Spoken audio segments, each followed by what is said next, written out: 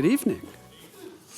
So I hereby call the Palm Springs regular City Council meeting of February 13th, 2020 to order. And please welcome Boy Scout Troop 262, who will lead the Pledge of Allegiance.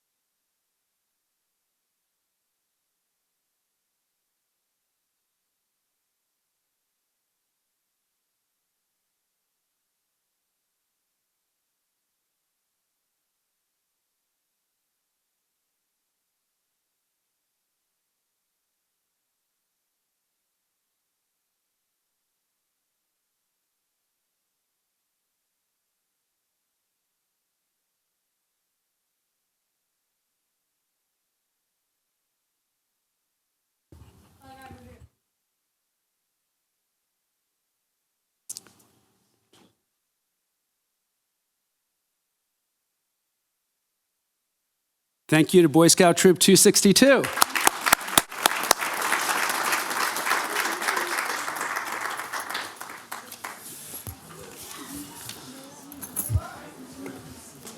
City Clerk, will you please call the roll? Councilmember Garner. Councilmember Middleton. Present. Councilmember Woods. Present. Mayor Pro Tem Hostedge. Here. Mayor Kors. Here. All council is present. Thank you. So we have a number of presentations tonight. And the first is regarding Desert Community Energy, which we've talked about a number of times. But to remind people, first of all, to look for your mail. You'll be getting 4 notices about this new program. Everyone will become a member of Desert Community Energy unless they opt out of it. And that'll start rolling out in April, and it'll be rolling out over some time. We're doing a number of community forums for people who have questions and to give people more information.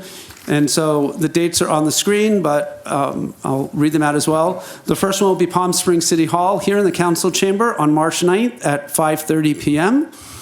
The next one is the James O. Jesse Desert Highland Unity Center on March 11th at 5:30. And the third one is on March 17th at 5:30 at the Demuth Community Center in the multi-purpose room.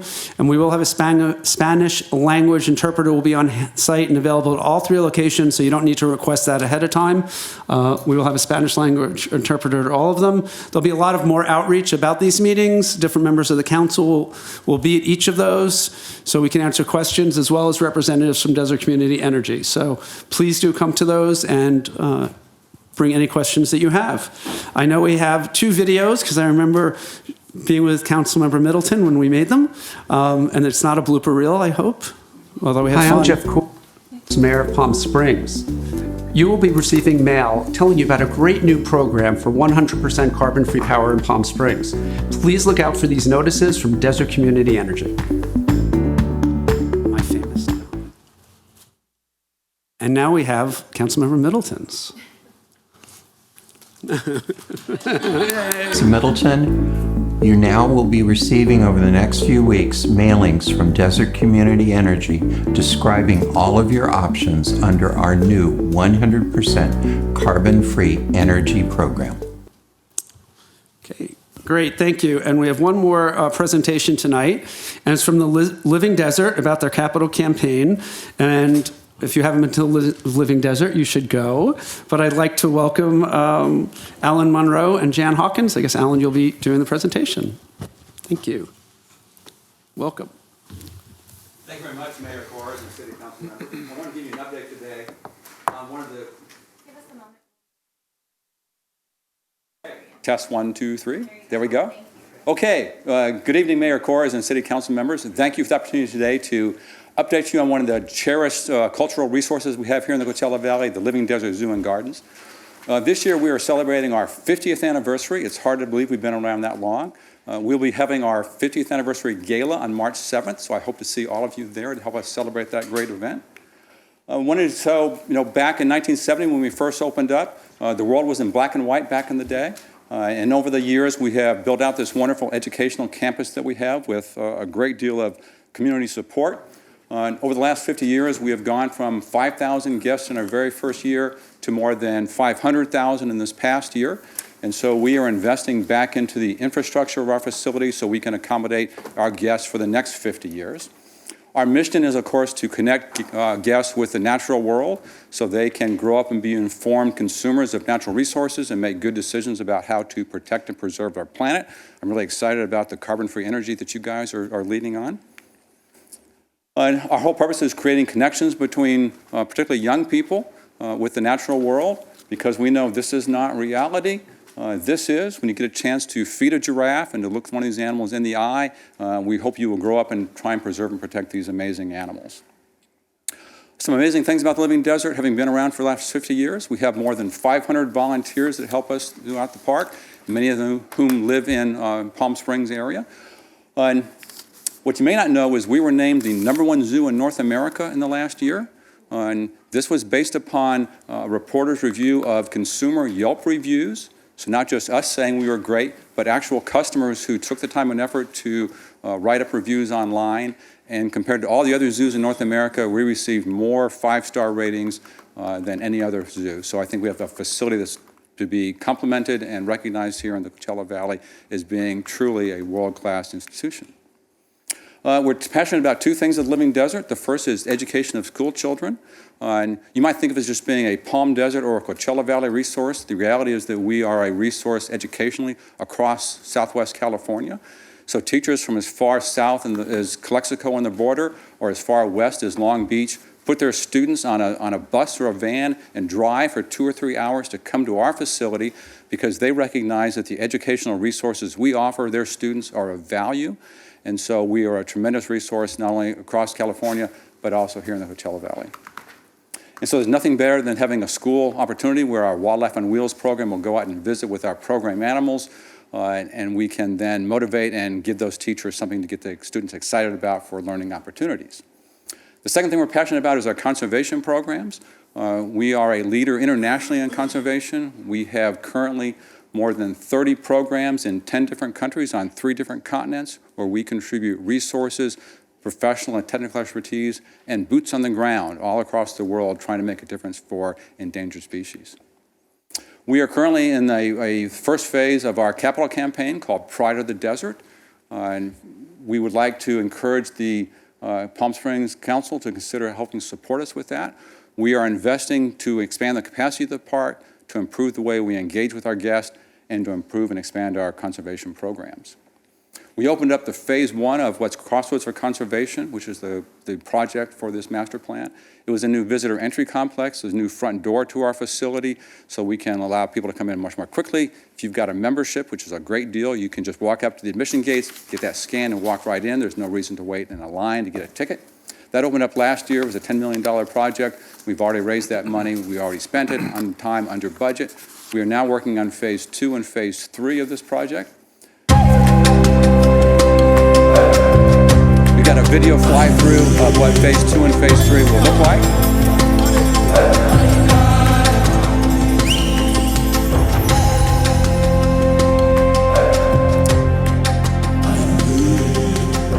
The video should be playing.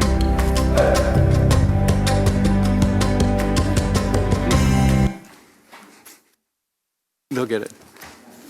Little technical snafus. We'll see if they can get that queued up. So phase 2, which is primarily, let's see if it's going to work.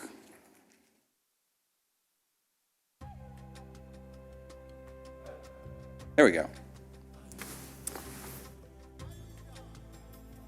Being able to walk through our new visitor entry complex. Phase 2 will be off to the right. Its primary function is a new rhinoceros habitat. We'd like to bring those amazing endangered species to the Coachella Valley. We'll be bringing in black rhinoceros, which is a critically endangered species. There are less than 5,000 left in the world. We'll be working with other zoos in North America to breed them in human care and try and prevent their extinction. This is a $15 million project. We are currently having naming opportunities for individuals or corporations or cities that would like to participate in this. And education pavilions so that our great volunteers can help educate the guests and interpret what's happening with these animals. Creature comforts like a snack bar, of course, and a place to update your Facebook post, send off that latest selfie of you feeding one of our giraffe.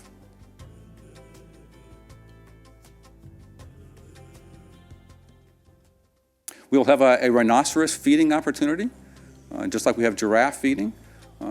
Rhinoceros are great animals, but they have stubby little legs and they can't scratch behind their ears, so they will stand there all day long while you can scratch their back with a long bristle brush. Phase 3 then is a lion and hyena complex. It might surprise you to learn that lions are also an endangered species. There's less than 20,000 lions left in the world. And within our lifespan, and potentially our kids or grandkids, lions could be extinct in the wild. And then we have a special events center. You know, we do a lot of weddings and rentals and facility for corporations and events.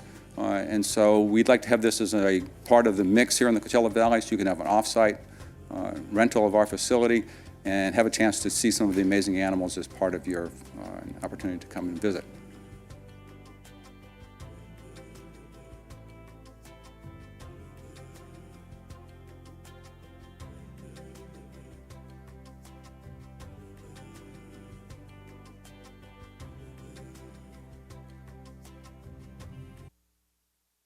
So the Living Desert generates more than $50 million of economic activity into the Coachella Valley through increased stays at our hotels, our restaurants, and gas stations. We're a part of the tourism infrastructure here in the Coachella Valley. So we'd ask you to think about considering helping support that and help sure that we can have the infrastructure and habitats and conservation messages and educational facilities for the next 50 years.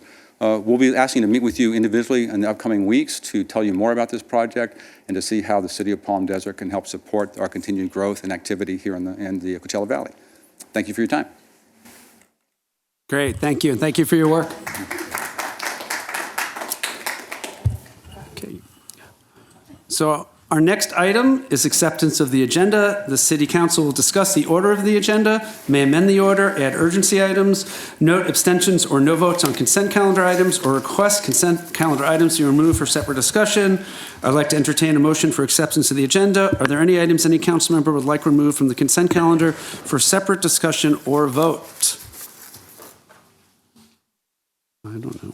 It's in discussion mode, so just. Thank you. I'd like to just note my recusal for item 1E due to a financial conflict arising from my spouse's business. Okay, anyone else? Okay, and I will ask for, to remove item 1H from the consent calendar for separate discussion. And Mayor, if I may, 1O, on the parking at the airport, I'd like to remove that from the agenda. We will bring that back at a future date. Great. Okay, so 1O is removed. Okay, thank you.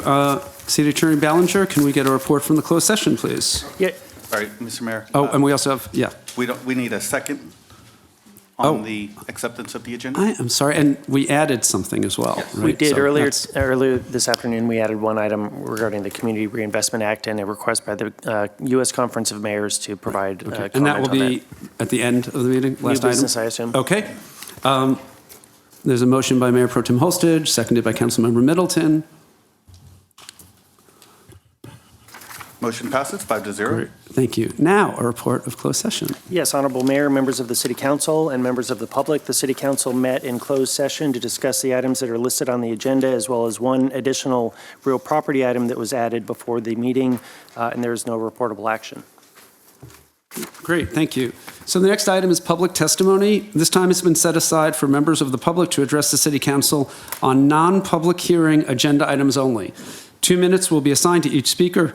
You're asked to please begin your time by telling us what agenda item or items you're speaking on. Please note the testimony for public hearings will be taken at the time of the public hearing, and general public comment for subjects not on the agenda will be taken later in the evening. Currently, we have 2 speakers, And if anyone else wants to speak on an agenda item, please put a card in now with the city clerk. The first speaker is Sandra Banner, followed by Chris Hester. Please come up to the mic, or we can get you a mic if you need. Okay, it's on. Yes, thank you, perfect.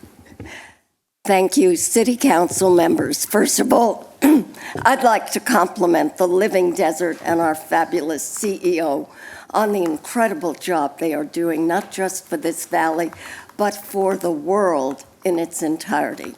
But I am here tonight just to briefly thank Mayor Kors and Mayor Pro Tem Holstedge, because a few days ago I sent them an email explaining a concern about a problem at the local airport.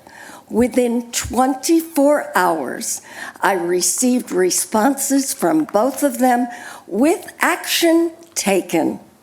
I want to compliment the city of Palm Springs, although I am a Palm Desert resident, but I want to compliment this city for the outstanding job that your council is doing. I want to thank you. Great. Thank you very much. And then Chris Hester on item 1G. You're fine? Okay. Anyone else? Anthony? No one? No other speakers, so we'll close public comment on agenda items. The next item is City Council and City Manager comments and reports. City Manager, do you have any reports for us? Yeah, thank you, Mr. Mayor. I would actually like to ask Marcus, are you ready? You have the pic? Did you get the picture set? I believe so. Okay. Could I have the... Marcus, Assistant City Manager, has a request. Now, I would just like to note quickly, Marcus is going to let you know the facts, but we have a policy of letting council know if we absolutely have no other choice whatsoever than to remove a tree. You know, we will never remove a tree unless we have to. So Marcus is going to explain this, and we want to make sure you are aware of our predicament.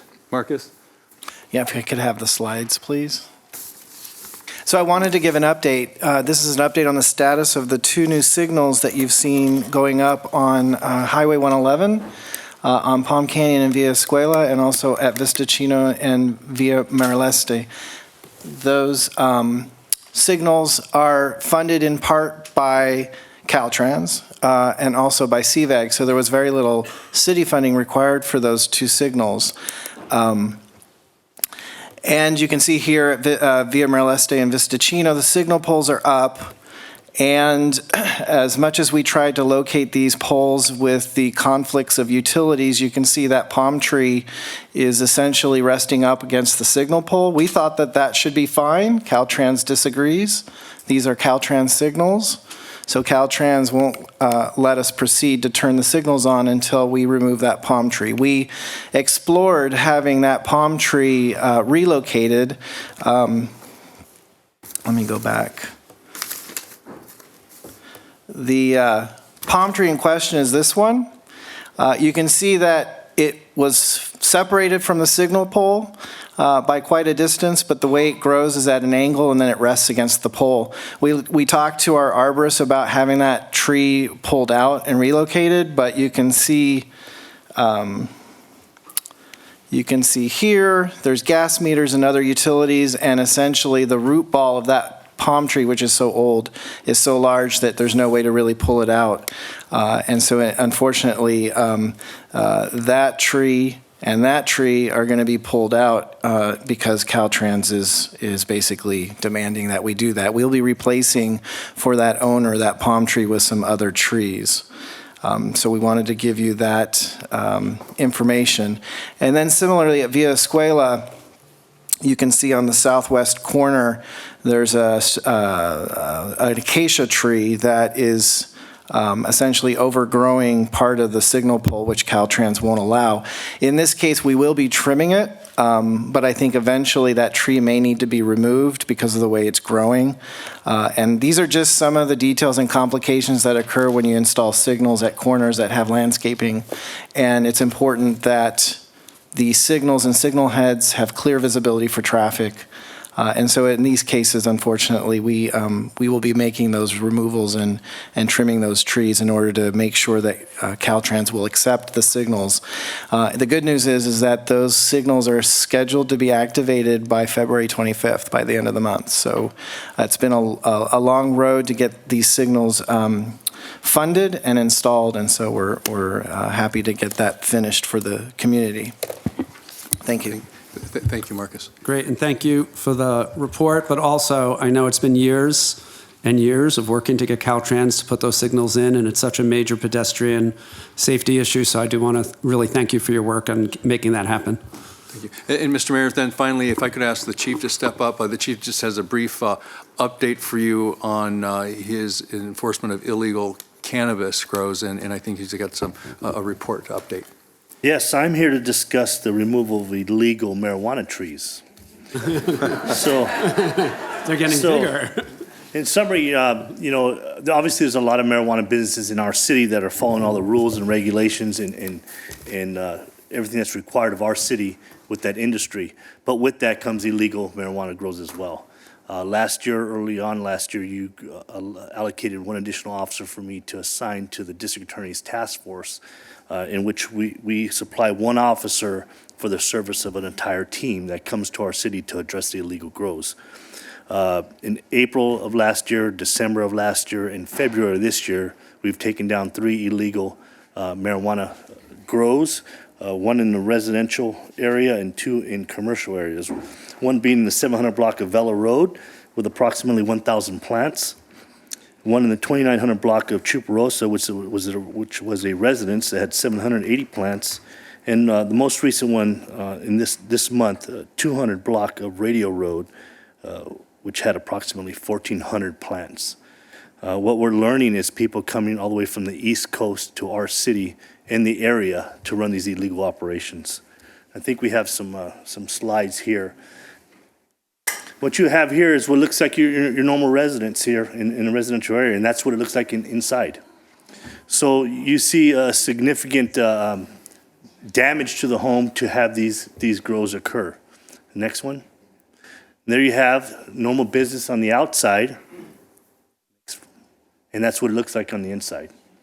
A lot of time is spent on addressing these grows when we do find them, to take them down and properly prosecute them. The good part is we have one officer assigned to a team, and again, we get the service of an entire team. We call on the public to help us identify these locations. All 3 of these locations were either found by our code enforcement officers doing self-initiated activity, checks and balances, but also the public calling in on the odor of marijuana. And we're going to ask the public to continue to remain vigilant and look out for not only the residential area but commercial, and call in those tips so we can go and research and determine and find these illegal grows so we can keep these illegal operations out of our city. Great, thank you, Chief, and great work. I have a question, though, especially on this last one. I know we've had numerous odor complaints in that area. Do you have a sense from the code enforcement doing these random checks how we're doing on our licensed facilities, and if this was part of the reason that there's been odor in that neighborhood?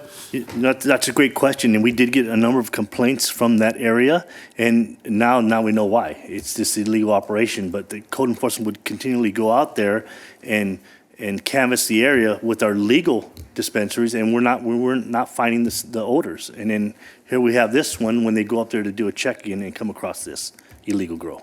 Okay, great. And thank you. And can we make, on the homepage of the website, have the number for people to call? And can you give the number for people to call on odor issues? Yeah, I absolutely will. I will also provide our city's PIO, and also on our social media platforms, we will provide all the direct contact information for not only the police department, but our county-wide team. And also, we will also share information with the public in regards to what signs and indicators to look for, not only in the commercial areas, but also the residential. That's great. Thank you. And, these illegals, in addition to the odor, there's no testing for pesticides and mold, so people are getting who knows what in the cannabis while the legal dispensaries actually are tested. And so it's really important, one, people don't go to anyone illegal, but two, please report odor, because if we don't know about it, we can't do anything about it. And I really am so glad council has added that position and that you have someone good on that team. So thank you. Thank you, Anyone Mayor. else on council have any questions on this for the chief? Great, thank you. Thank you.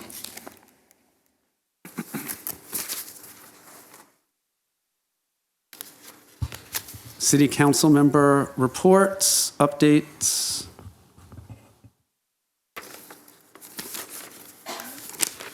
It's in discussion mode, so just, you trying to hit your mic, Grace? Oh, no, nothing?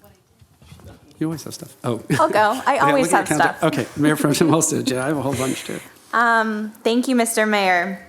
Just trying to give an opportunity for others to go.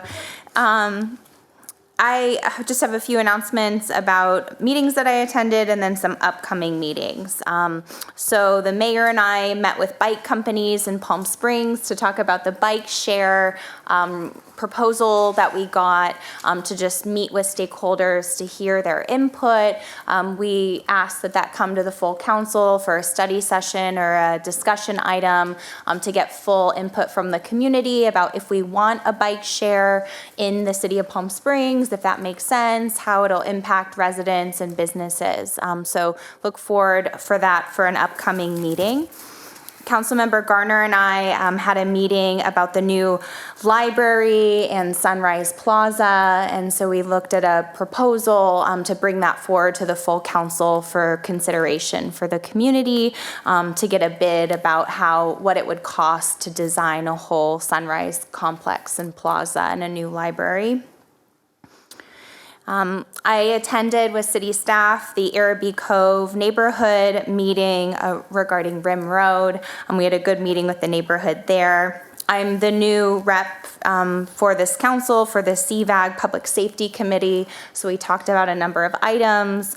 We talked about the people who have been quarantined at March Air Force Base to prevent coronavirus. No one has tested positive in the Inland Empire for coronavirus, but people are being quarantined for the 14 days just in case. So those people all tested negative and are being released. Talked about a number of different items regarding public safety. One item we talked about fire prevention for green waste, so making sure that the cities and people are all disposing of green waste legally in the proper places, instead of often what happens is that they end up illegally dumped in the desert, especially in the East Valley, and then there's fires that are caused by green waste piles. So I'll give that information to our sustainability department. We had our quarterly meeting with neighborhoods and businesses surrounding Well in the Desert. So that was part of when the city considered the conditional use permit for Well in the Desert, where it is located, to have quarterly meetings with stakeholders to hear the impacts. We heard about impacts to local businesses and residents there. And so that was an important meeting, and we came forward with looking at the conditional use permit conditions and assessing compliance. And then Councilmember Garner and I had a meeting regarding the animal ordinances with the Friends of the Palm Springs Animal Shelter, and we're bringing forward the backyard breeding ordinance again, and a licensing fee structure, which will come to the next meeting, we're hoping. I don't know if you have anything to add on that. And then last, upcoming meetings. So the Coachella Valley Association of Governments homelessness meeting is next Wednesday, February 19th at 10 a.m. in Palm Desert at CVAG offices. And then February 25th, we have our business retention meeting at 5:30. That's for economic development issues. So anyone who's interested in businesses and jobs and economic development is welcome to attend that meeting, and that's here in City Hall. Thank you, Mr. Mayor. Thank you. You did, thank you. Well, not all. Councilmember Middleton. Okay. Thank you, Mr. Mayor. On January 31st, and I was a part of the Riverside County Transportation Commission retreat, which was held here in Palm Springs. At the Hilton, we received a really fascinating presentation on the use of smart technology to control freeway flows that operating in Australia that have significantly increased the speed at which traffic can flow. And I gave a presentation on the Zero Traffic Fatalities Task Force report, which is now final and has been submitted to the state legislature. And last week, I participated in the city managers' annual conference of the League of California Cities we suffered up there in Napa, and I gave a presentation on CalPERS.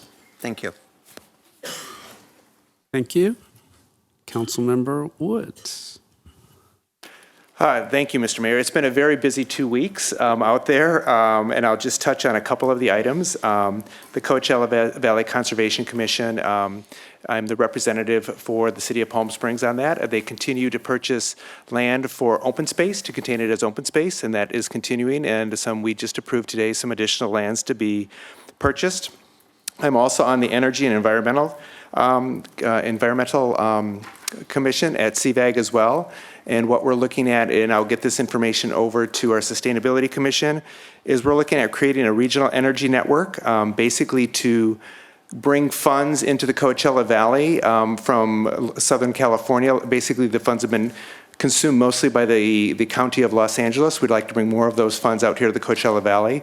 I'll be bringing a letter back to the council for approval of that. On a ceremonial basis, it's been busy. Most of it has been great busy because it's been really about awards. And 2 people in this room tonight received awards this past 2 weeks. One of them is to my left, Lisa Middleton, Councilmember Middleton, received an award from SAGE, which is an advocacy group for gay and lesbian, bisexual and transgendered seniors. So congratulations to Lisa Middleton. And also Chief, yes. Our Human Rights Commission also gave awards, and there are 2 people in the audience that received those awards. One was Ginny Fote, who's in our audience tonight. Congratulations, Ginny, on that. And the other one is Chief Reyes, who also received an award from our Human Rights Commission. So congratulations to Chief Reyes.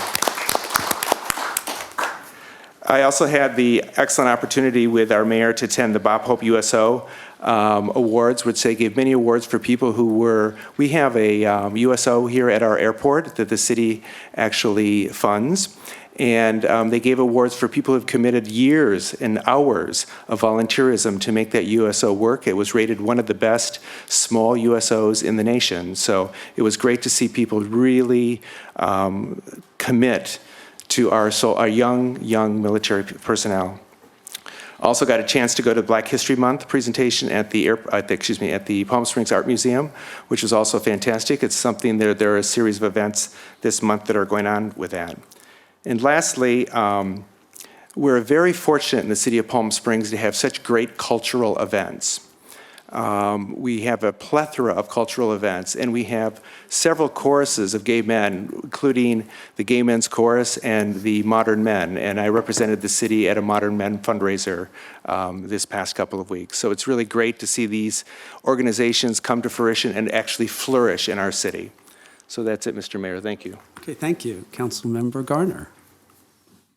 I do want to just give one reminder that we are still interviewing for our commissions.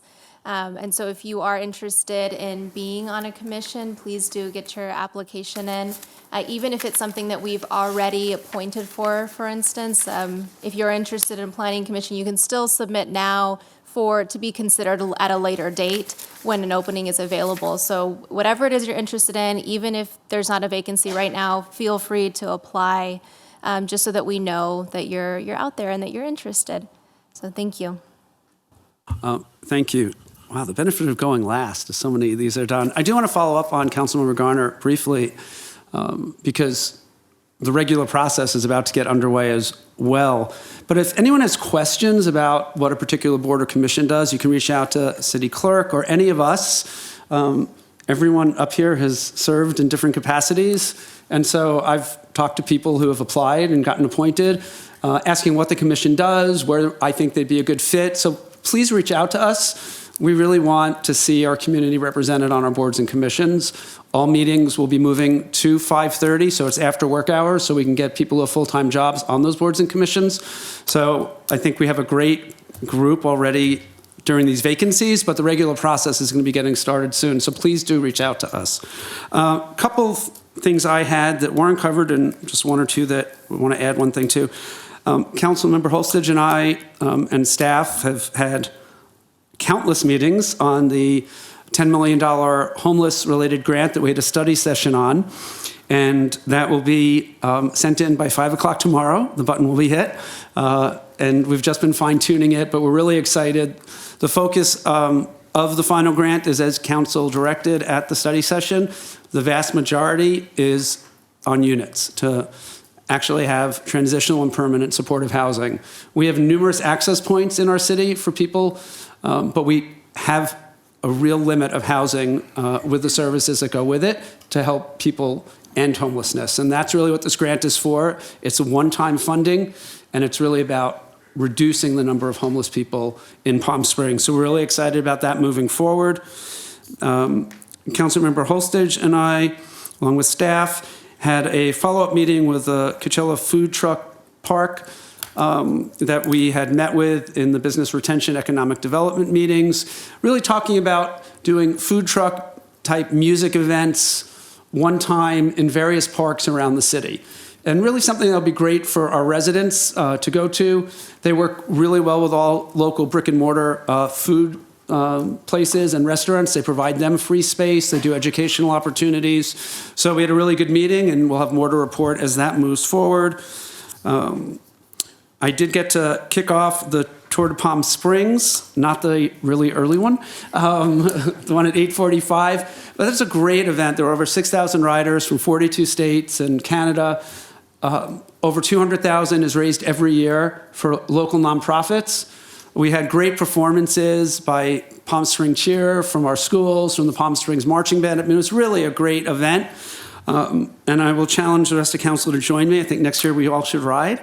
And they range from, like a short 5, mile ride to 100 miles. So I'm thinking like 10 to 25. But anyway, we'll get more information out. But it really is a great opportunity. And if you're involved in a nonprofit, if you're nonprofit volunteers, you get some of the funding. That's how they help distribute the funding. So it's a great opportunity I want to let the community know about. The Black History Month Art Museum, which I went to along with Councilmember Woods. If you go to palmspringsblackhistory.org, there are other events that are happening this month. In addition to the great art exhibits, we saw great performances, again, by students from schools, and it was really a wonderful event. But there are more events, and then the parade at the end of the month. So it's a really great thing. And the committee, who are all volunteers, once again, just do an amazing, amazing job at this event. Just checking. And Councilmember Middleton and I went to the Ascena neighborhood meeting as well. And, going to those is great. It's mostly answering questions. There are a lot of annual neighborhood meetings happening over the next couple months. So if you have any questions, you can go on the city website. There's information about organized neighborhoods and where those meetings are and when they are. And anyone in the neighborhood is welcome to come, whether you're an official paid member or not. And that's all I have. Thank you.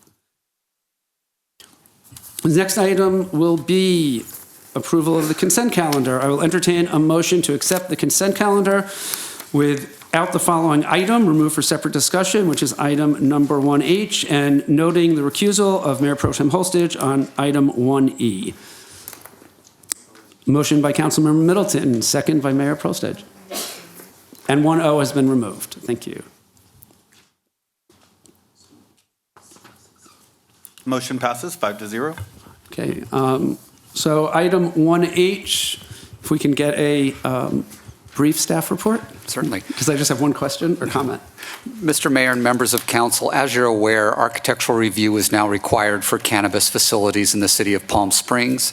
This particular item was reviewed by our Architectural Advisory Committee on February the 3rd. They recommended approval of it to city council with a number of conditions relative to cleaning up the lighting, screening mechanical equipment, submitting the final paint colors to staff for approval, and then also they placed a condition relative to the gallery wall, which is used to screen the lounge facility. And so again, they did recommend approval with the addition of those 4 conditions. That concludes my report, and happy to answer any questions. Great, thank you. And I pulled this one just to highlight that council discussed this one previously, and they were requesting a distance waiver. And one of the issues was cannabis lounges can't have windows you see through. And I really just wanted to acknowledge the applicant and one of the representatives who's here, Mr. Pentelli, who really met with us. And it's all now visible. The lounge is in the back, the one area where the lounge is, even from the street, there'll be an art gallery. And for me, I wanted to highlight it because as we get these, having non-see-through windows on our commercial corridors to me is a real negative and will weigh in at least my decisions on these. So having an applicant listen and come back with something like this is really appreciated. And I just, as other people are listening, this is a really good thing that people can see through. These are open businesses. We don't want it to look like some places where you have a whole bunch of businesses that seem unopen or you can't see through for whatever reason. So I really do appreciate this. And that was the only thing I wanted to say. Councilmember Woods.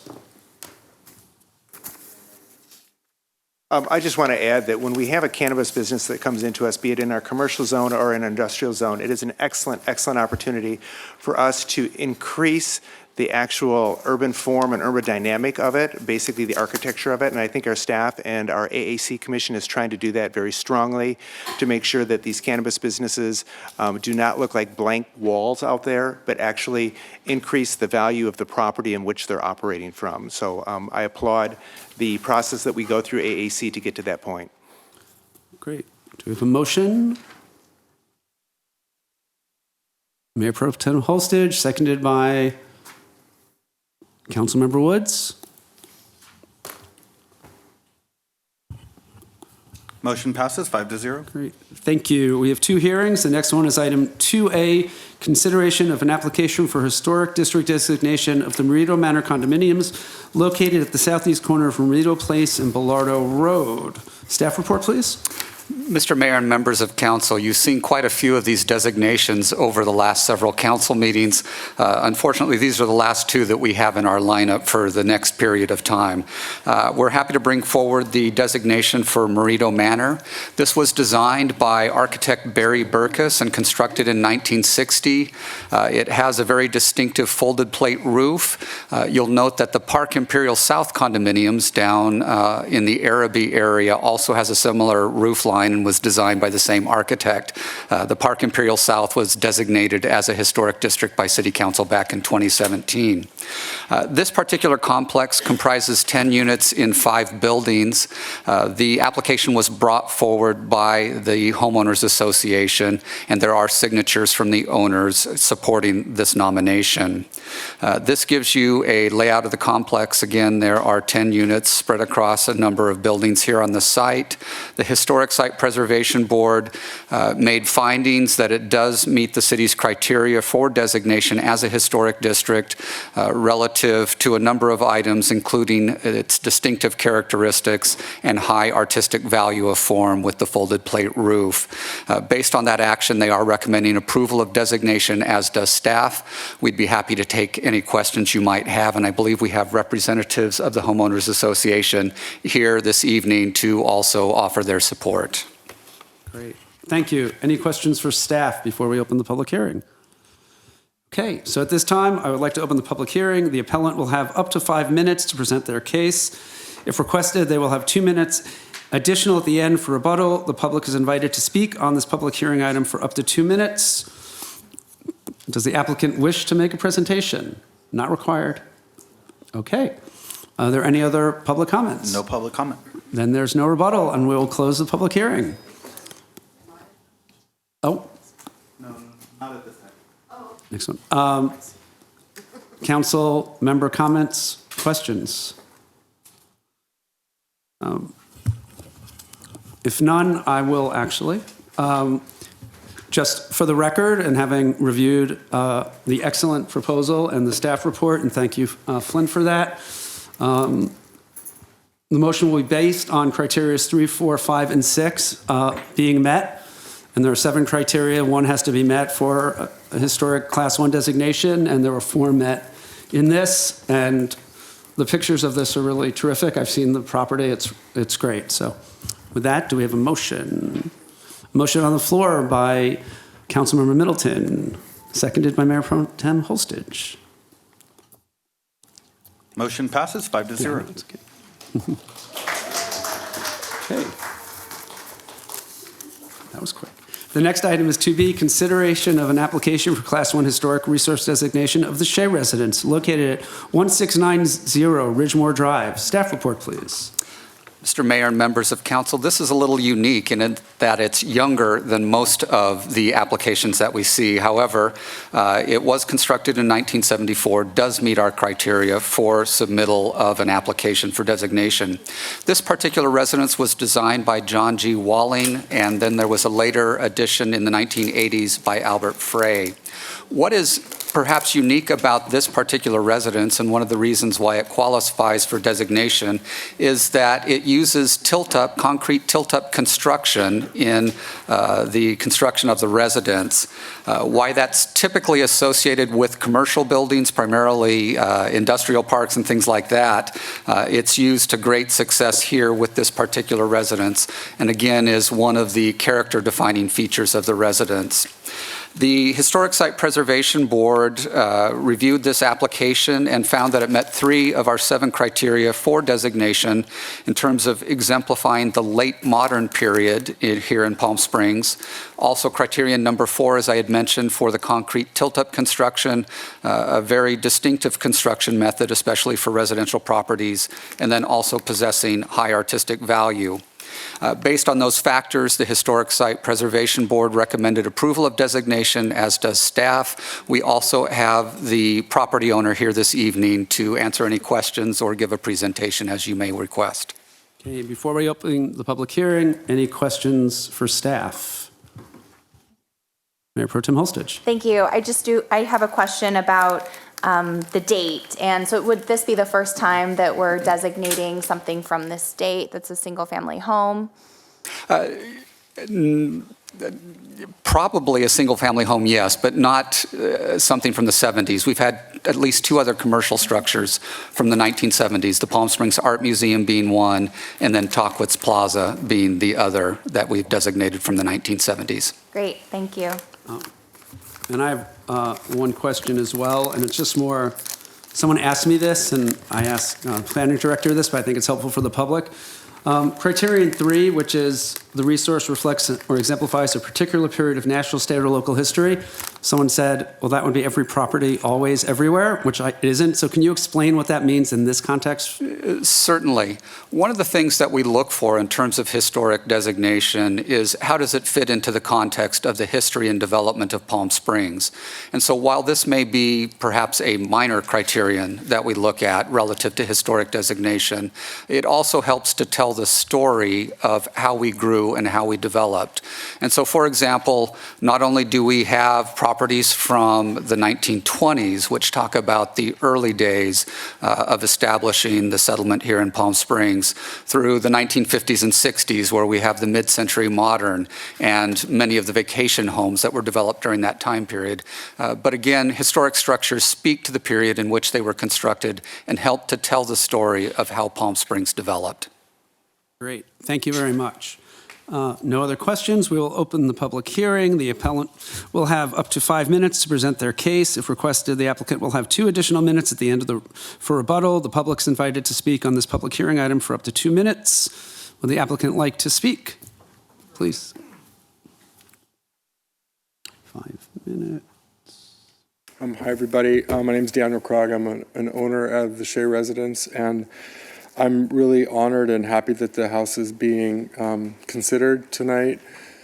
in my eyes, we restored the house as, when we first saw it, we saw that it was a clear and exciting representation of late modernism, and that's a period of modernism that in Palm Springs is recognized more and more. The house was recognized by the Palm Springs Modern Committee this year, and as a designer and someone who is really educated in the sort of scope of mid-century modernism, late modernism is sort of a period that is often left out, but it's still very much a part of the canon of modernism, and I feel like this house is a real clear historic representation of late modernism, and I'm happy that the Preservation Board sort of found the same when we submitted the application. So any questions for me? No? Okay, thank you. Thank you. City Clerk, are there any other speakers? No other speakers? Okay, we will close the public hearing. Any council member comments or questions? Sure. Yeah, so just to put in the record, that the Shea residence meets the definition of historic resource based on criteria 3, 4, and 5, and retains a high degree of historic integrity, which is also an important feature that we look at, and is also a really cool house. And with that, let's vote.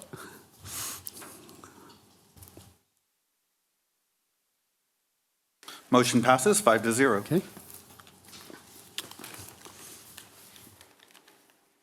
Next item is 4A, General Fund ending fiscal year 2018-19 and General Fund mid-year fiscal year 2019-20 budget update. That flowed right off the tongue, that little intro. Good evening, Mayor and council members. I'm here to give you a brief mid-year budget update. We'll start with fiscal year ending 18-19. Our ending fund balance is $29.5 million compared to $22 million that we projected. And if you look at the chart here, you'll notice that the 29 includes a $3 million additional transfer to the CalPERS side fund balance. Going to 1920, our revised budget includes an additional $1 million for legal fees, and it also includes $4 million transferred to the CIP fund for the 2019 pavement rehab program. And this was approved by City Council on October 2nd, item number 5C. Going to 2021, we will be paying back the $4.5 million with $3 million from Measure J and $1.5 million from the CIP fund.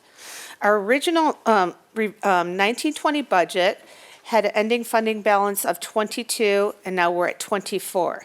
The 2021 originally had 22, and it'll be at 25 million. Our general fund revenues in comparison are 39 million 6 months last year and 42 million this year in comparison. Our 6-month comparison of major revenues, and this is comparison to budget at the same time period of last year. We're on a target, and our property tax are somewhat higher, and our sales and use tax Measure J are a little bit lower, and I'll explain that on the next slide. Our adopted budget for 18-19 was 13.6. We actually received 15.5. Our adopted budget for this fiscal year is 15 million, and we're at 4.5. And the reason for this is, as mentioned last year, the state had changed its reporting system, and basically the receipts are coming in a different timely manner, but we project that they will be on target. Our consultants projected that we will be at 16.8 million compared to my 15 million. The Measure J has the same objective, and my budget for 1920 is at 15.5, and the projection is at 15.7. TOT continues to go up approximately 2 million a year. From 10-11 to 1920, it's about $20 million increase. Expenditures are kind of hard to compare depending on what projects and what items come up, but right now last year we were at 106.1 and now we're at 109.1. Okay, this is a hot topic, CalPERS. So our CalPERS, we met with a budget subcommittee and we had a presentation from our actuarial, And so this basically is showing you what your unfunded accrued liability normal costs are from the base year of 16-17 going through 24-25, along with the OPEB, what our estimated payments are on an annual basis. Here's just for the 5-year period of 2021 going through 24-25 on the CalPERS projected employer cost.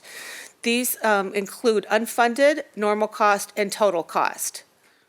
This is also our normal cost for the OPEB projected on an annual basis. That ends my presentation. What happened? I would like to go back to the OPEB and CalPERS slide to maybe further discuss these. When we did talk with the actuarial, she did mention that it would be a great idea for us to set up a Section 115 trust, and there are several different options that I will be bringing back to the subcommittee with 3 different options in the near future. So let's go back to the, oh, here we are. Why does this keep doing this? Can you help me, Anthony? It's on their screen, not ours. There it is. Okay. Everyone see it? Okay. Am I hitting the wrong button? Oh, yes, that's me. Okay, so would we like to discuss anything further on the CalPERS or OPEB? Sure. Probably both Councilmember Middleton and I'll let her do the heavy lifting as the CalPERS rep of every local government in California.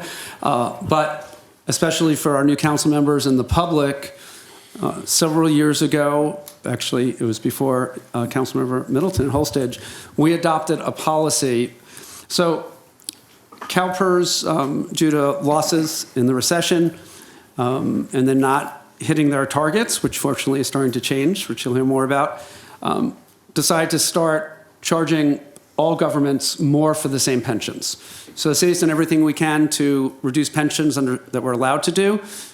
For new employees, you can't, and it would be unfair to change it for people who were working when those pensions were promised. And so what we did, because we knew that our payments over 5, 6, 7 years is going to be doubling, even more than doubling, is we set up a policy where we look when CalPERS gave us the next 5 years at how much extra that was over than the base year, which was 16, 17, and put 20% away each year. So we didn't have a situation where all of a sudden we had to pay $20 million that we hadn't budgeted and have to make cuts or be in a bad position, I'll say, if there's an economic downturn at some point in the future. So in looking, we just got these new numbers, and the number we've been putting away has been fine, but for the next 5 years, that number needs to go up considerably. And I think in talking to staff and Councilmember Middleton, that's sort of when we come back in June with the 1-year update on the budget to really come up with that number and how we're going to get there, so we can start putting that money away. Obviously, some of that money can be spent each year on the increased costs, so we've done a good job of not touching that money so far. So we just need to bring that to the full council so everyone understands it more fully. I just want to give a big overview, but we should do that in June at the latest, and make some recommendations on what that number should be and how much of the fund we should use to pay the extra each year. And with that, I know Councilmember Middleton will have many thoughts and comments and sage advice. No pressure there. Okay. I'm actually going to try to keep this relatively short. I will say that as the local government representative to the CalPERS Board of Administration, I've been going around the state making presentations on current status of CalPERS and some history as to how we got into the situation that we are in. And if it is the pleasure of the council, I would be very happy to make that presentation. Here is probably, well, I can do it anywhere from 20 minutes to an hour, but generally 20, 30 minutes is plenty of time to reflect back on some of the numbers. The big issue is what's the rate of return that CalPERS produces? And the target for the rate of return, which is also known as the discount rate, currently is 7%. In the last fiscal year, CalPERS had a 6.7% return. If you measure over 5 years, over 10, over 15, over 20, you can get some different rates of return. But going back approximately 15 years, the projected rate of return was 8%. For every 25 basis points, for every 0.25% that CalPERS reduces the expected rate of return, it is the equivalent on average of approximately a 10% increase in cost for local government for no additional increase in benefits to any employee. So in going from an 8% projected return to a 7% projected return, that added significant cost to government across the state. In 2012, the state legislature, recognizing the additional costs that were being imposed, made substantial changes on a going forward basis to benefit levels. Those are defined as the Public Employees Retirement System Reform Act, known by the short-term name PEPRA. And employees that are hired after PEPRA reforms went into place will receive significantly less retirement benefits, and of course the cost will be significantly less. CalPERS suffered rather greatly in the dot-com bust, and then most particularly in the Great Recession. In the last year, in this fiscal year, the boom market has been a very big success for CalPERS. In July of last year, we were sitting at approximately $365 billion in assets. It's now over $400 billion. Funded status statewide in 7 months has gone from 69% to over 74%. No one projects that this boom is going to last forever. What that presents for many employers, and our numbers reflect as well, we have additional monies that we can take and make decisions on. And when Ms. Pauley talks about the 115 programs, those are an opportunity for us to take some of the surplus and invest that in order to reduce future costs. We can do so with private firms. We also have the opportunity now to do so through CalPERS. And I think those are decisions that this council needs to make going forward. And with that, I do want to project that it makes no financial difference to CalPERS as to whether a city does or does not. And I have consulted with the city attorney, and there is no conflict in my role with CalPERS and with City of Palm Springs. And That's correct. There's no impact to you or to CalPERS based on any of the decisions that you might be making tonight or in the future, so there's no conflict. Last thing, just looking at some of these numbers, statewide, the cities with the greatest amount of unfunded status are very easy to identify. They are older cities. They are cities that have both police and fire services, and we are one of those cities. In comparison to municipalities that do not have police and fire or are much younger, they are going to have a higher percentage of their employee workforce that is PEPRA employees than what's known as classic employees. and that greatly reduces their costs. Lastly, current projections right now statewide, CalPERS costs for public safety employees are running at approximately 53% of payroll, and for miscellaneous employees, approximately 27% of payroll. The big decision facing us is we have surpluses right now. What is the best way to use those surpluses to pay down our future costs until such time as our costs will start to drop along with everyone else's costs as more of the workforce and the retiree force are PEPRA employees as opposed to classic employees, at which time the financial estimates of what future benefits will be substantially less.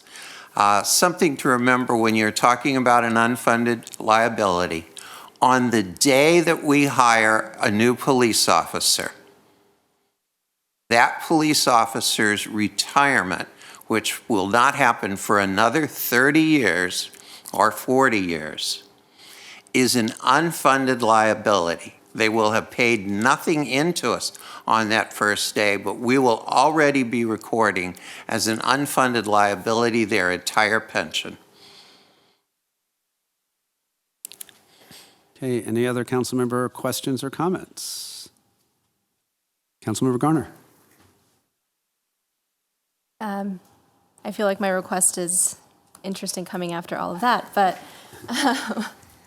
one of the things that I wanted to just raise that's been raised before is that one of our most heavily used and regularly used parks doesn't have an outdoor bathroom. And I'd really like to see if there's interest in kind of moving forward with getting one there. That's at the park at James O'Jesse.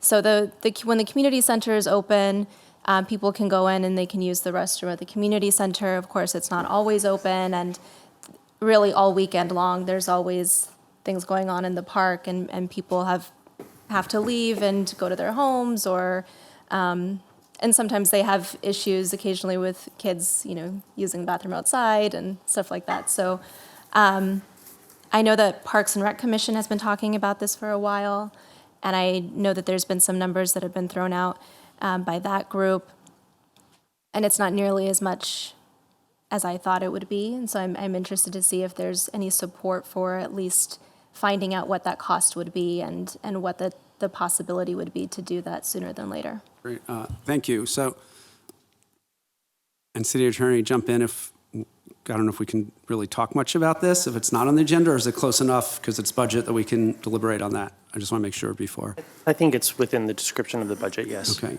City Manager and I met with the Parks and Rec Commission, and they have now had a subcommittee meet with Measure J on the community projects, and my understanding is this is going to be coming back to us, including bathrooms at a number of parks. Do we have a timeline on that, or is this something we can take out of that order, or what Measure J is recommending, because that hasn't been reported back to us yet? Yeah, so as we move in, even though we have a 2-year budget cycle, as we are moving into March, April, May, that will be the time where we refine where we are in the second year of that budget. That's also a time when we'll do a relook at some capital improvement projects. So we would anticipate that their recommendation in Measure J and then other direction that the council gave us, those will start to merge in a March, April timeframe. So what we would do on that particular request, we would get the information, sort of conceptual ideas of cost that we would be able to provide for you probably in the next 30 days. And so then you'd be able to give us some direction on any updates on the capital budget. Yeah, and any update, even, it would be really helpful if we have board and commission minutes just as consent calendar items. So we were updated on that, because that would help on this too, because I was at the Parks and Rec Commission, so I knew this was something they were recommending, but if everyone could read those, I think that would be really helpful moving forward. But I agree with, since I'm allowed to, I think that's important. And there are a number of parks where bathrooms are a big issue and people can't use the parks if we don't have accessible bathrooms for folks. So I appreciate you bringing that up. Any other comments or questions? So this is a receive and file. So we should have a motion to receive and file. Is that correct, City Clerk? You Or can not? approve this by voice unanimous. Okay, everyone agreed? So we will receive and file this. Okay. Thank you. The next item is 5A, consideration of amending the allocated positions and compensation plan, adding and deleting various positions, and revising the publicly available pay schedule for executive and elected positions. I'd like to ask for a staff report. Thank you. Mr. Mayor, members of council, this is in the category of a bit of a reorganization. As you know, there's two areas that the council has asked us to move forward with, in essence, building our capacity to deal with some issues, particularly on the social service side, in the homeless area, affordable housing, homelessness and affordable housing. As you know, all the things that we've been doing with our regional partners and the city itself in terms of homelessness, and then, of course, the state grant and our shelter that's open all night, and all the other programs that we're doing. And as you can appreciate, those are things that the city hasn't normally done. So we need to sort of build our social service capacity, if you will. Social service is a function of county government, but sort of the state of homelessness and affordable housing today is such a critical issue. Cities are really forced to do more. So that being said, it's important for us to, I think, to add a couple positions to deal with that. But more importantly, what I need is some sort of a different level of leadership in the area of economic development and social service, economic and community development. So what I'm recommending is that at the level of deputy city manager, we have a person in that position who can lead, create a strategy and a plan, and an action plan to move forward on both the social service side, community development, and the economic and community development. Now, we obviously have some people in various positions now. This is going to be a regrouping to move forward. What I would also note is that part of what's occurring here, back in 2012, when the state took away redevelopment agency and the funding, that used to fund the entire department. They used to have a lot more resources for housing, a lot more resources for community and economic development. That being said, we sort of had to go on our own. Our capacity has waned. This is an effort to build that capacity back up and to deal with the additional social service things that we're trying to accomplish. So that's the one piece of this. And part of it includes a affordable housing position that's going to help us really focus in that area. Grants and sponsorships is another portion. I would suggest that we reinstitute that position that we had. If we're going to be successful on the social service side, we're going to have to leverage both public and private funds. So that is the one major area that I would like to say. And if we have, were we able to get the, there it is. This is the organizational chart of what I'm recommending. So you'll see there in the center, the Deputy City Manager of Community Development and Social Services, and you see there the other new positions, affordable housing and homelessness, and grants and fundraising. The second idea that I would like to suggest is that where we are with information services, which is now truly more of a technology operations, if we're going to move our city forward on the technology side, to be a smart city, to be M-government and E-government, and where we need to be, creating more efficiencies, but more importantly, improving how we deal and communicate with our residents and how they are able to interact with City Hall on all the kinds of good things that technology can bring us. Unfortunately, many cities, most cities, are a little more behind the curve. We have started to make significant progress. You've given us resources to do that. However, our structure is still somewhat of a older information technology structure. What I'm suggesting is we move it more to a much more fast-paced technology operations where we would have a deputy city manager. It raises the leadership in that effort. And so that deputy city manager is in essence embedded in the administrative processes of every department, analyzing how technology will make those departments work better, more efficient, and how we interact with the citizens. So that being said, that's what I'm recommending, that we really ramp up our effort there to build capacity. And as you can see, all the website, mobile apps, cybersecurity, the whole range of technology that I think is going to move our city, the vision. 2 years from now, we should be a significantly different place than we are today with technology. So that being said, the new organizational chart is before you. Previously, we just had the one assistant city manager. Now, what you'll see on the chart is this assistant city manager still has a significant range of control over particularly the public's works and building engineering, building safety, facilities, and that side of the organizational chart. He also assists, obviously, in the center part, which we have a focus on for safety, airport, and human resources, and the administrative side. So what the right side of that organizational chart will do, it will help free us up to do all the other administrative things, while at the same time having a significant amount of additional capacity on the social service and technology. So that, in a nutshell, is what I'm recommending. And then finally, Mayor and members of council, a couple other positions. James O. Jesse Desert Highland Center, what we're recommending is that we open that on Saturday. It's only open Monday through Friday. We believe that it should have Saturday hours, and so that's about 2 3/4-time positions. Also, a technology position, a tech position in building and safety, so they will be at the counter, helping to take care of people at the counter and looking at plans, and that will help us on our business-friendly journey as we go to improve service there. And then finally, I would just note, we'd like one more lifeguard. Now, we don't have to have one more lifeguard, except from my perspective, I'd have 10 more lifeguards. So what our minimum is, and this is we've prided ourselves, Red Cross, who certifies our lifeguards, they say you have to have two lifeguards on deck all the time. We traditionally have had 3, and I do not want to fall below that. So we do need one more, and I would ask that position as well. Now, there's a cost to this. During the recession, we lost a significant amount of employees, and we worked really hard to keep that efficiencies and keep our budget intact and building reserves.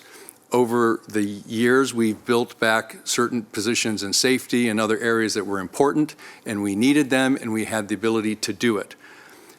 This request is almost a need that we can't say no to, because I do believe that even though this is going to cost approximately $1 million a year, if we do the technology operations right, we're going to have efficiencies, and our residents and visitors will applaud our efforts. It will be the key, I think, of everyone recognizing that this is a good government and we're providing a lot of public value. So that will be a priceless thing. On the social service side, we don't have any choice, I don't think, as your direction has been to face this challenge that we're dealing with affordable housing and homelessness. So I have a confident level that our revenues are going to grow to a pace that will cover this. It's a bit of a leap of faith, but I think it's important to do so. So with that, Mr. Mayor, answer any questions. Sure. Any council member questions or comments? Councilmember Garner. I just want to thank our city manager for coming to the James O. Jesse Desert Highlands meeting. This was about a month ago, and listening to all of the public comments, because it was there that he realized that the center wasn't open on Saturdays, and very quickly said, I think we can do this. And here we are about a month later, and it's actually happening. So I'm really thankful that you were there, and there was also several other city staff that were there. So I think this also just goes to show that all of our community members, your voice is important, and the things that you say at community meetings and here really matter, because we got a lot of great ideas at that meeting, and things can move quickly sometimes, not always, but sometimes they can, and I think this is a good example of that. So please continue to let us know when you have ideas, even if you think it's something small or maybe a big dream. We want to know about them. Your voice is really important. And I also want to know if you know when those positions will be posted and ready for applications. So once they're approved tonight, they'll be ready to go, posted, I would say, within the next week. And I don't, we might even have a list. Cynthia, I think, is still with us. Our Parks Director, she was here. We might actually even have a list now that a pool that we can actually hire from. Wow, okay, thank you. Councilmember Middleton. Okay. I want to applaud the city manager for the proposal that he's bringing forward. I think it is the right moves. I want to concentrate on the technology operations for a moment. We need to be stepping forward with the technology that we have, and I appreciate the approach that's being taken. Part of this is not just simply improving the way we handle technology, but making Palm Springs a technologically state-of-the-art city. And tomorrow will be the one-year anniversary of last Valentine's Day, when we had the massive floods. And down in the south part of town in Andreas Hills, we had citizens in that entire neighborhood without power for over 5 hours, unable to get out on the one road out of their neighborhood or into their neighborhood, and a cell phone tower infrastructure that was wholly inadequate to respond to an emergency. So part of what I believe we need to be doing is addressing what are the technology needs of our residents and our community. This is not just simply from a public safety standpoint. If we are going to attract new industry to our city, we have to be a city that has state-of-the-art internet service and the speed that is expected by those that are wanting to perform on a world stage. So, thank you. Thank you. Anyone else? Councilmember Woods.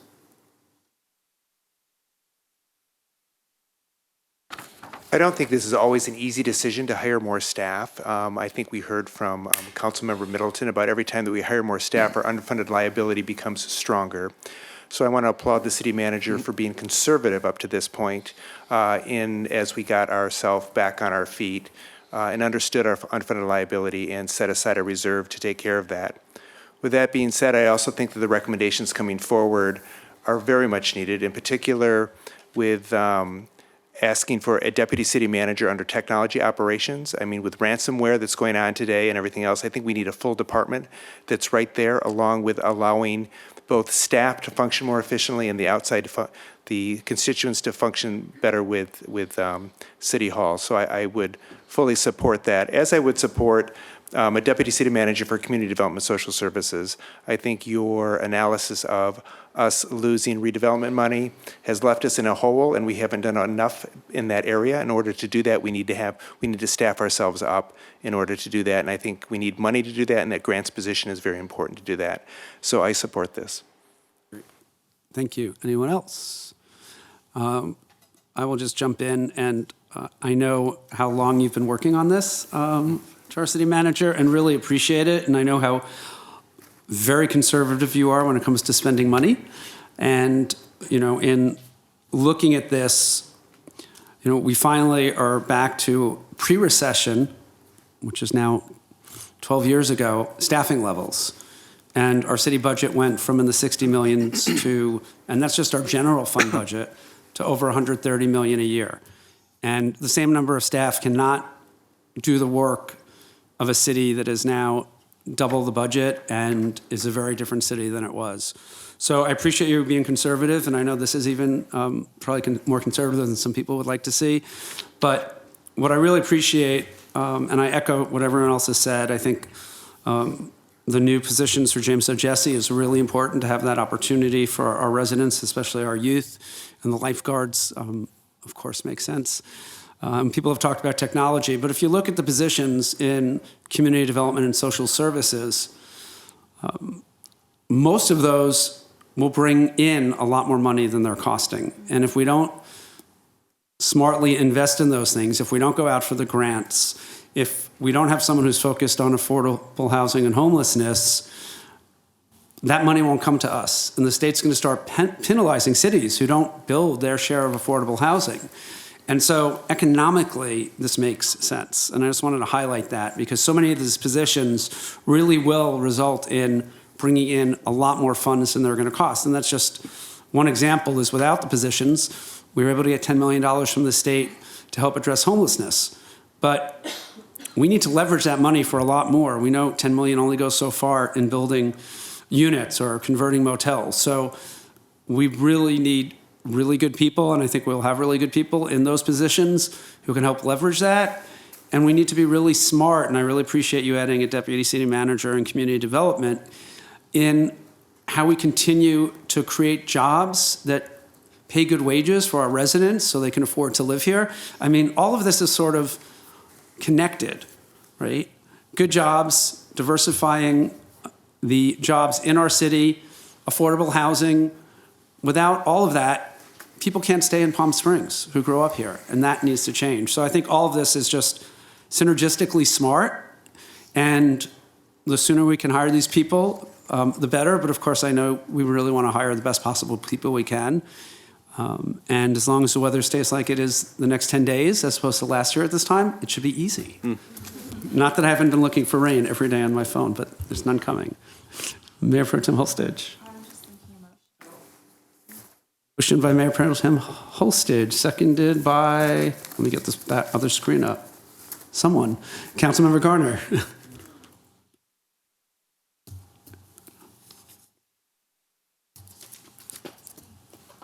Motion passes 5-0. Yay. Okay, the next item is 5C, discussion regarding the city's annual funding process for community organization. No, sorry, 5B, consideration of community development block grant 5-year consolidated plan goals for 2020 to 2025. Staff report, please. Thank you, Mr. Mayor, members of council. I'm going to ask Jay Verrata, our community development director, to come down. He can answer all the questions you have, and actually he'll introduce our consultant that has helped us put this together. But just an opening couple comments I want to make to frame this issue. Obviously, we as an entitlement city receive CDBG community development block grant dollars. Every 5 years under the HUD guidelines, we need to go through a 5-year consolidated plan and in essence reevaluating the goals. It's a process that we do that with stakeholders and community members to get input. That's what's before you this evening to give us some direction.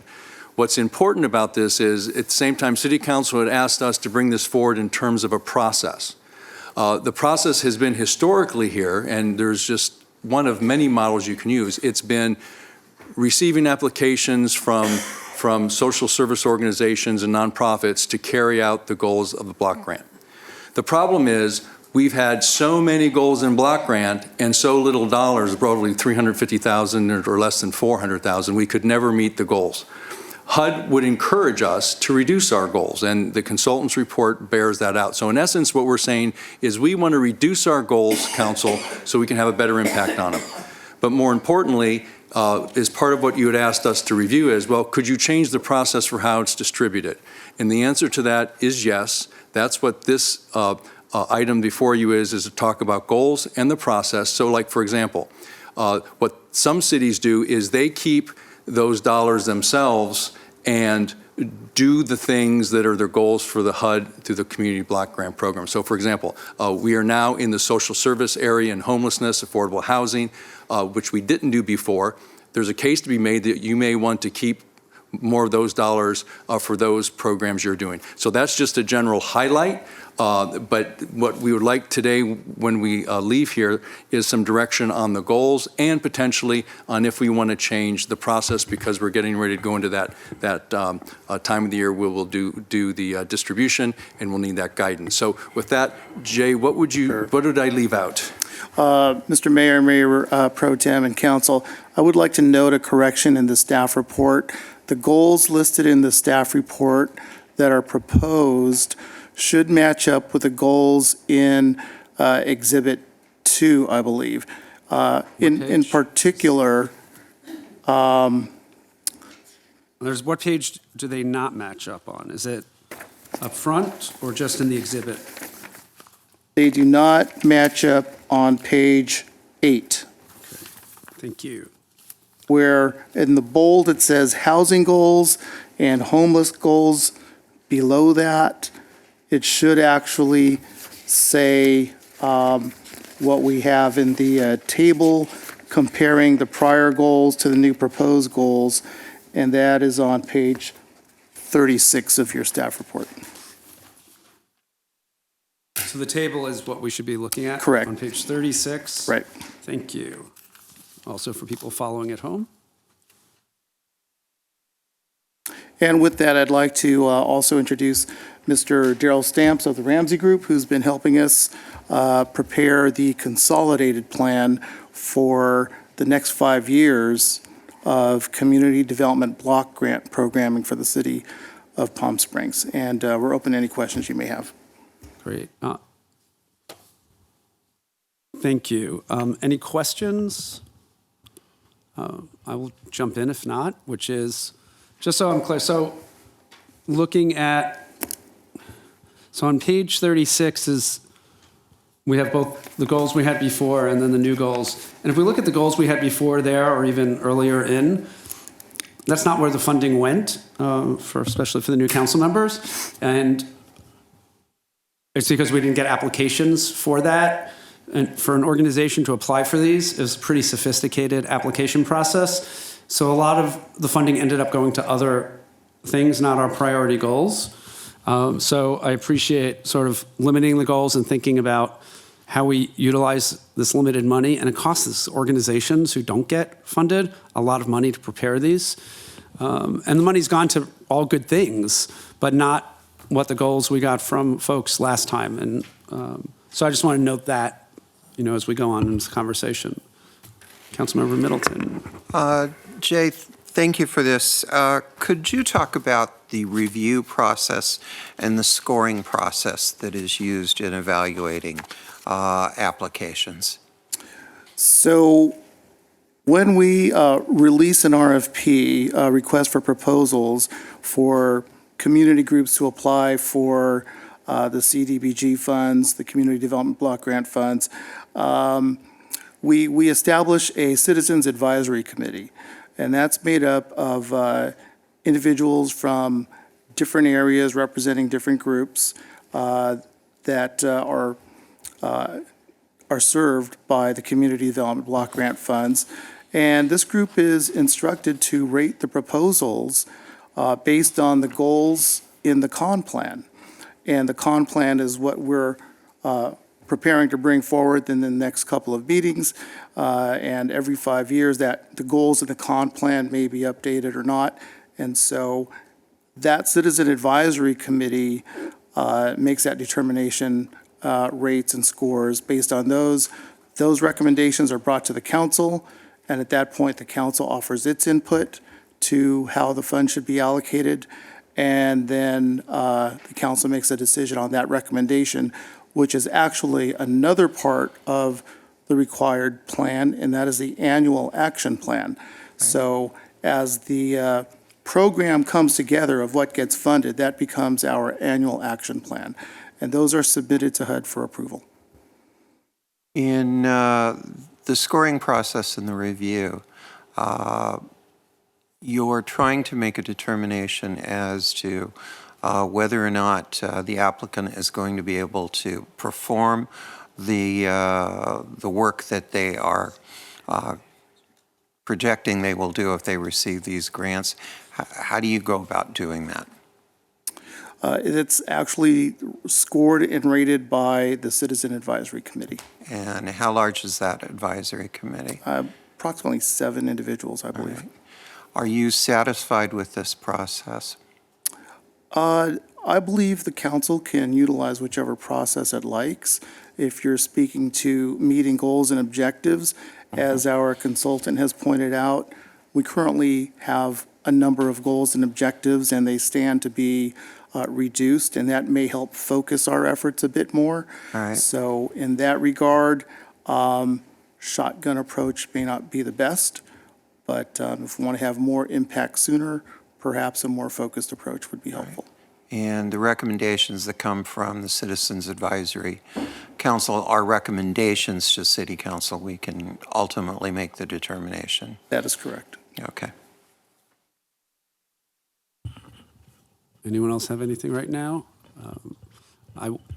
If not, just in the staff report, it's noted that we're in a small minority of cities that seem to use a Citizens Advisory Committee. Is that accurate?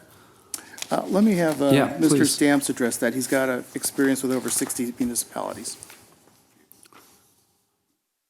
Evening, Mayor, City Council. Evening. To answer your question, yes, it is rare to have a citizen committee. Typically, cities that have larger allocations have that sort of body because obviously the allocation is larger, the application is larger.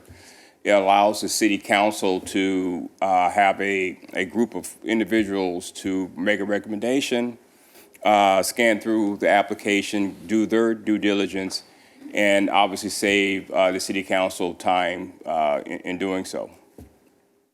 Okay, and then in the report, it talks about the potential of using Model 3 for a city that has a small allocation we do. Can you just give your thoughts on that and explain that for the council and public? Sure, and so there are several models that HUD does allow cities to use to determine how they allocate resources to social service organizations. The model that works best for cities with small allocations is Model 3. And this is totally based on my opinion, professional opinion. And it's because it's, as Jay mentioned earlier, it's more efficient, less of a process, and again, allows the city to become more focused as it relates to selecting an organization to do the job and implement the plan. So it's a more efficient, effective way of deciding. Okay, thank you very much. You bet. Other questions or comments? Mayor Pro Tem Holstich. Thank you, Mr. Mayor. So I just have a few questions. I'm not sure if they're for you or for Jay. So just to be clear, so we're consolidating based on this chart into those few goals.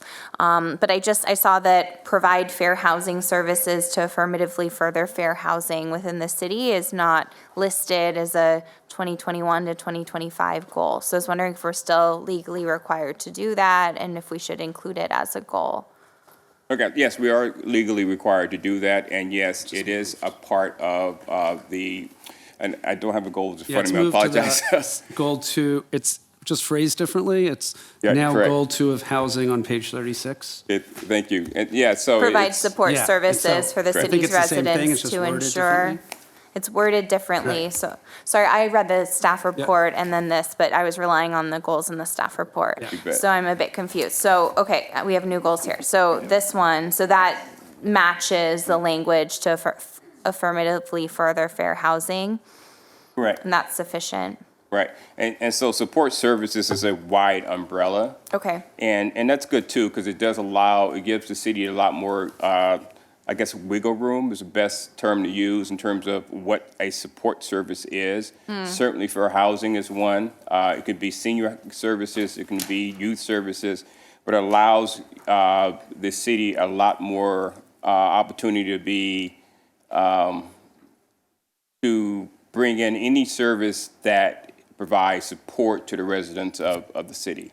Okay, that's helpful because I think I was reading services, provide support services as narrow, thinking that if we do Model 3 with the city, the city doesn't have a social services department. We don't yet have social services staff. So if the city were to take this on, a lot of the goals are providing support services that even establishing collaborations with local service providers. So I'm wondering if, and that's maybe just a policy question for the council, but if we do Model 3 where the city would direct the funding, would we need to look at the goals any differently, or you think that still gives leeway? For example, the city we had talked last cycle about park bathrooms or accessibility issues with city property, things like that, which I understand. I want to choose the goals that the polling showed and that our service providers identified, but I just want to make sure that we have flexibility here and it's not all based on social service providers. Excellent question, and it's not only based on social service providers. In fact, each year, you as a city council decide on specific projects that meet under these goals. And again, have a more wide or general goal allows you to determine what those projects are. And so, yes, if it's again, it's for housing, if it's housing for seniors or services for seniors, every year we'll come back and, Jay would come back and offer recommendations, and again, the city council decides on what those projects would be. Thank you. I just have one last question, which is about the survey that you did. Could you tell us a little bit just about the methodology and who was surveyed and all of that? Sure. Yes. And so we had two types of surveys. We had a English survey and a Spanish survey. And I think in the report we talked about the agencies that we specifically provided those surveys to. They were very helpful. Some of those agencies even participated in a focus group, provide us with additional information about what the needs of the city is. But also, we were able to put the survey online, and Jay will correct me if I'm right. Okay. So the survey was put on our website, I believe around late November, and was announced to the community to please participate in the survey through the weekly report that Denise Goolsby mails out through email. It had a link directly to the survey. The availability of the survey was made known on Nextdoor. And as Mr. Stamps has indicated, he held a focus group with our social service providers and had emailed the survey to them for them to distribute to their constituents, clients, and folks that they work with. Great. Okay. I was trying to understand the responses and if those are coming from service providers or residents or a mix. So that's really helpful. Thank you. I do want to just note, as we do this, that the current administration in Washington is proposed in their budget eliminating all of this funding. No one expects that to happen, but just to note, this is all assuming that the funding exists. You know, and looking at this on Model 3, I have a question. So on Model 3, some of it, and we did this even under Model 1, some of the funding could go to city programs. Like I know we've used money for ADA and other things in city facilities, but even under Model 3, the way it reads is some of that will go to the appropriate nonprofit social service agency who has expertise in that area. Is that correct? If the city chooses to do that, yes. Okay. But again, as the report pointed out, the social service, public service option is an option. Right. You can use 100% of those dollars for facility and infrastructure. Great.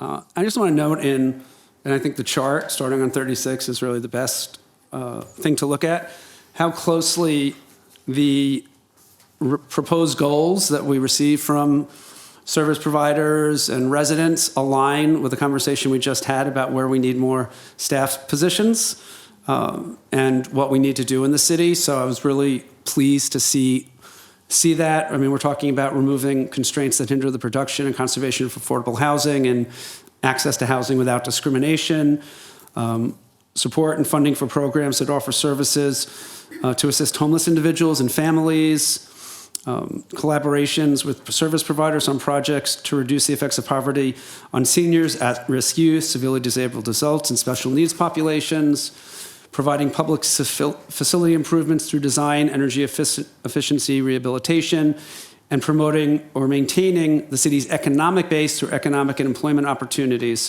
for existing local businesses and prospective businesses. And so it so aligns with the conversation we had, so I was really glad to see that alignment. Sort of what staff's recommending, what we're approving, and what you found in the surveys. And at least in my view, I think Model 3, given the small allocation we have, makes sense, so we could really align it with other work we're doing. And again, I think some of the funding in the past has been great, but it hasn't aligned with the recommendations because the limitation of the applications we received. And so I think that would be a better process moving forward, and would love to hear from the rest of council between the models and these goals as well. I agree. I think based on your expertise, that Model 3 is the best model for a small city like ours that gets that amount of funding. I'm really interested in that, but I'd like to hear from the rest of the council too. Councilmember Woods, I see a hand moving. Yeah. Thank you for your input, and thank you for looking at our goals and consolidating them to be more meaningful, that we can do that, and I appreciate that, and I think that is step one to the whole thing. I also do like Model 3 as well. I think it streamlines the whole process, it removes a little bit of subjectivity out of it, and we can bring a little more, how do we really meet our goals and have the criteria. I don't know if the criteria is actually in here and how we want to do that, and that's something we probably have to establish in the future. Anyone else have any comments, questions? Mr. Mayor? I can support Model 3. Okay. Could I ask just for clarification, and could I ask you, sir, could you just walk us through in summary fashion how Model 3 how it actually would manifest in our process? Could you just walk us through what that would be? Sure. So Model 3 would be, again, a more streamlined process. Say you decided to use the 15% allocation that you have for support services or public services. Instead of going through the entire process of sending out an RFQ or RFP and having that process go through a intermediary body, you would have either the city manager or the director look at what's out there in your community in terms of services that can be provided, and make a determination in terms of what organization or which organization can most effectively meet, again, the goals outlined here. For example, we may have a project that relates to youth services. Instead of, again, setting out an RFP, we determine what youth providers are out there, have a conversation. Jay may have a conversation with 2 or 3 youth providers, and then make a recommendation back to the city council saying, based on my review and my assessment, here's the organization I believe we should go with. So it takes about 2 or 3 steps out of the process. Again, it's a little bit more efficient, and HUD does allow that to happen. So there's not, if I can clarify, there's not an actual formal process. It's more of, based on what their goal is, we then try and find the most qualified or what their program is, and then make a recommendation to council. That's exactly it, yes. And the bulk of the money, 65%, is really capital money, right? So it's, whether it's going to getting units to address homelessness or affordable housing, I mean, that's capital. So that's 15% would be in that service area. Okay. Question, Councilmember Woods? Yeah, I was intrigued also by reading the staff report in that it does take some staffing levels to do this, and Model 3 would still allow us to use a certain percentage, up to the maximum percentage for staffing? That's correct, 20%. Okay. Mayor Pro Tem Holstage. So if I can, unless there's any other discussion, I'll make a motion to adopt the goals as stated in the staff report and adopt Model 3 as our new process going forward. Okay, so we have a motion by Mayor Pro Tem Holstage, seconded by Councilmember Middleton. And Mayor, could I ask a question? Would we be on track to make that modification for this current year's distribution? That's correct. We can do that, yes. Okay. Voting is open. Motion passes 5-0. Thank you, and thank you, Jay. Appreciate it.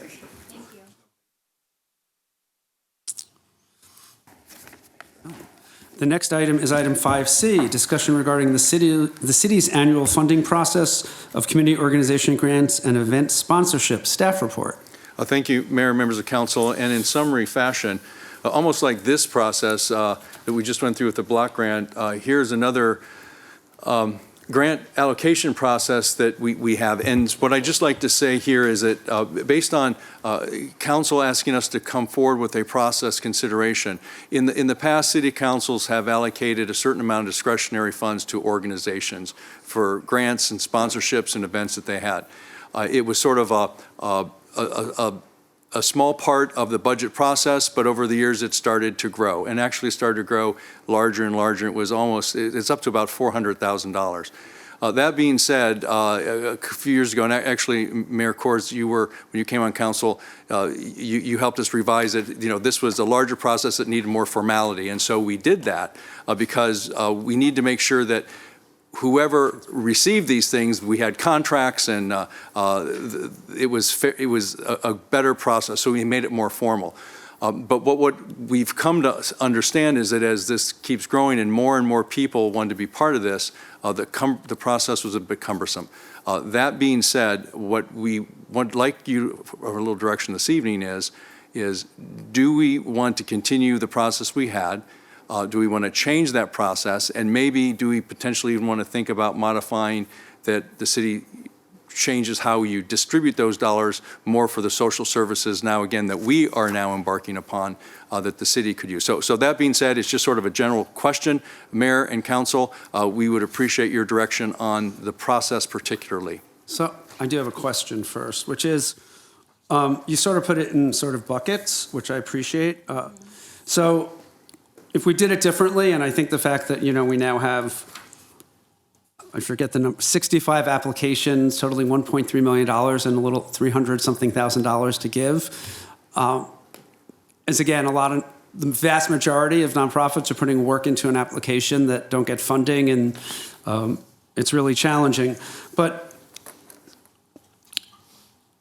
And I'm sort of taking from this, one option is all of these things, or most of these things, city events clearly should just go into our normal budget, which I think it does anyway, right? We sort of don't necessarily pull on that, right? So that doesn't need to be part of any sponsorships, right? If there are on events, right? Well, it's a bit of a mix because what happens is we know that there are overtime costs associated with some of these events where the city just absorbs.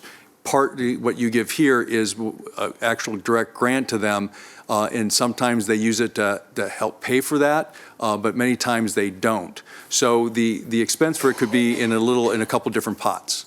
So we just have to drill down a little bit on it. But the 4 city events, July 4th, Festival of Lights, Homecoming Parade, Veterans Day Parade, those can all just be regularly in the budget. We don't need to look at that every year apart from the budget. It would strike me. Well, that's correct. But what we would do is that when you would appropriate it here, we would then move that money into and pay for those overtime costs. Okay. But that can be done as part of the budget process, right? Yes. In looking at sort of the event sponsorships, a lot, not all, but a lot of these are waiving of fees, which of course still come out of the budget. We're still paying the overtime, et cetera. Any of the economic development ones strike me as we'll bring back a new contract with PS Resorts and a lot more funding going to PS Resorts, and we've had some allocation of it. Maybe anything that's sort of in that tourism economic development potentially could go to PS Resorts. I just want to throw out ideas, and they're open to that as well. And then, I know some of the organizations you have in contributions have in the past requested that just becomes a multi-year budget item, so they don't have to go through the process of applying for grants. So just things have been discussed, just to share with the rest of the council, from some of those organizations. And did you have a recommendation on any of this? I know you want direction, but do you have thoughts? Sure. You've been through Sure. a lot of different years of different ways of doing it, and I agree it's gotten now to the point where we have more people upset when we're trying to do something good, and we're not a grant-making body.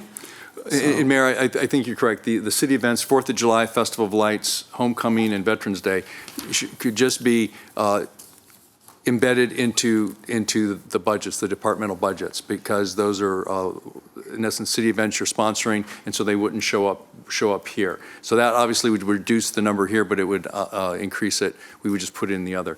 With regard to a lot of the others, just because there's so many requests and you have to pick so many winners and losers, the easy thing might be we have a great need for our overnight shelter and a few others. So, we could sort of redirect that back towards the city's social service efforts as one model. And how would you, let's say we did that, how would you handle, I mean, some of them are just grants, so put those aside. The ones that where we're waiving the costs for nonprofits that are doing events in the city, right? Would we just allocate a total amount for your discretion to waive a certain amount of cost? I mean, how would that work if we did something different? Well, I think there's a history, there would be a history of certain events that council would have of supporting. So we would waive, the run for Ike. It benefits the city in many ways. There are other things that, in essence, you would give us direction at the beginning. You just spell them out. These are the things you're going to waive for these events. And it'd be part of the budget process. Wouldn't have to be an application. It's just things that council, by policy and priority, these are important for the city. We're going to include them in the budget. Okay, those are my questions. Anyone? Okay, Mayor Pro Tem Holstach. Thank you, Mr. Mayor. Thank you for bringing this forward. I think it's really important. I haven't been very happy with how this process has gone the last 2 years that I've done it, in part because we're not a charity organization giving charity to nonprofits. I think a lot of these nonprofits provide valuable social services in our city that we don't, and so we might want to include those in our budget process, like we include the animal shelter as part of a budget item. But this charity model of having everyone come and apply and giving so little is just setting us up for failure. And it's not a good system, and it's really difficult now as I'm concerned about we're giving funding to organizations and they might not be complying with state or federal law. I mean, there's just a lot of issues here. And so just the way that we're not tracking in the grants like a grantee organization typically would. So I think that we should change how we do it. I've worked at a nonprofit and I understand how important these dollars are for nonprofits. And so I think it's just important to reframe sort of how we do it. I'm open to, as we change how we do CDBG, as we change how we look at this and really try to align the dollars that we're spending to the same goals. Because I've also been concerned that we're cross-funding and harming our own purposes because we're funding one organization over here to do this and we're funding one organization to do this, and they're often not collaborating, and it's not aligned in the way that we have such limited funding for anti-poverty, social services. We just need to make sure it's all aligned. So I'm really open to including, I agree, the city event should be in the city budget. Those are city events, and we could budget for them in that way. Or it could be more of a city-controlled process for budgeting for those events. I'm trying to think through how to redirect the event sponsorship. So if it would be to PS Resorts for the ones that have economic impact, or just through that budget process. Obviously, Black History Month, those types of events we want to continue to support and sponsor. And, you know, I think even we can include the contributions for organizations that we fund the same organizations again and again that are providing really important social services like Mizell, Boys and Girls Club. And those are essential Palm Springs institutions that I think we should always fund, and just do that in the budget process instead of the fun mess that it is to do the grants and sponsorships process. So I think the devil's in the details here practically with staff about how that will work through the budget process. Now we're doing a 2-year budget, so what would that look like, especially for kind of smaller events that they might not have a place to do. We might not be allocating, you know, the small in-kind donations. We do a lot of like 2,000 small donations for some of these events. So I would like staff input here, and maybe we just give direction tonight and then bring back what that process will actually look like in theory once we've thought out all the effects. Councilmember Middleton. All right.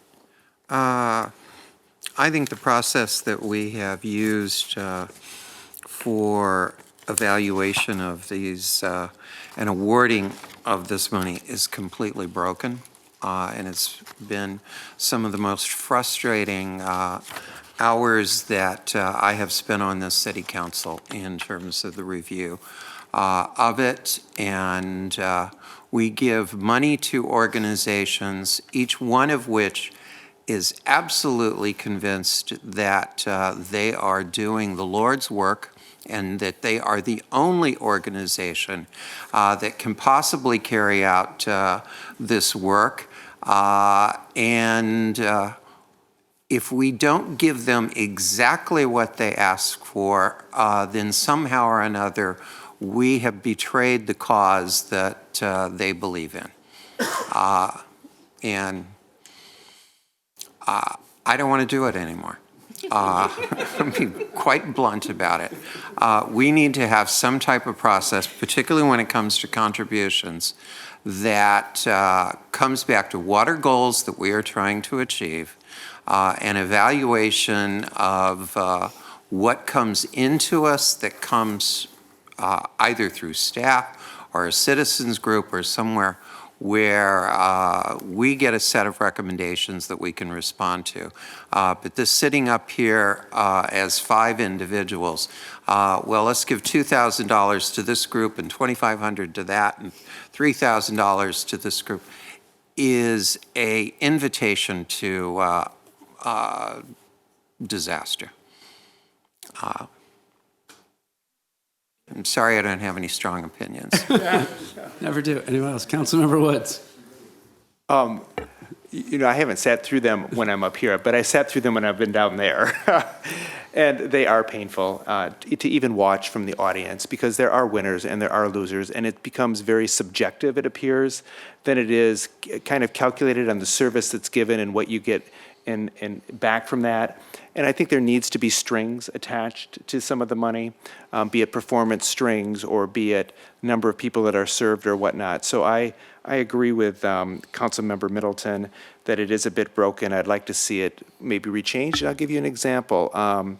You know, parades are great things. We have a lot of parades in the city, but not every city actually sponsors the parades. Some of the parades in other cities are sponsored by community groups and whatnot. So I think we can relook at this. I'm not saying that that's the answer. I'm just saying that there are other alternatives out there versus what we've been doing in the past. So I would be, I'd be supportive of looking at the position, looking at the process, but maybe making it more calculated than subjective. Thanks. Anyone else? Councilmember Garner. I think what you're saying about the process needing to be different and coordinating with our goals makes a lot of sense. But one of the things that it kind of ties in now, but I was going to make a request later, is that we do have a meeting that is talking about visioning and policies and what we're looking at to do with the city. We're updating our general plan, but we should also be looking at what our goals are. I know we just talked about the goals for the HUD grant, but there's more beyond that. And what do we want to see?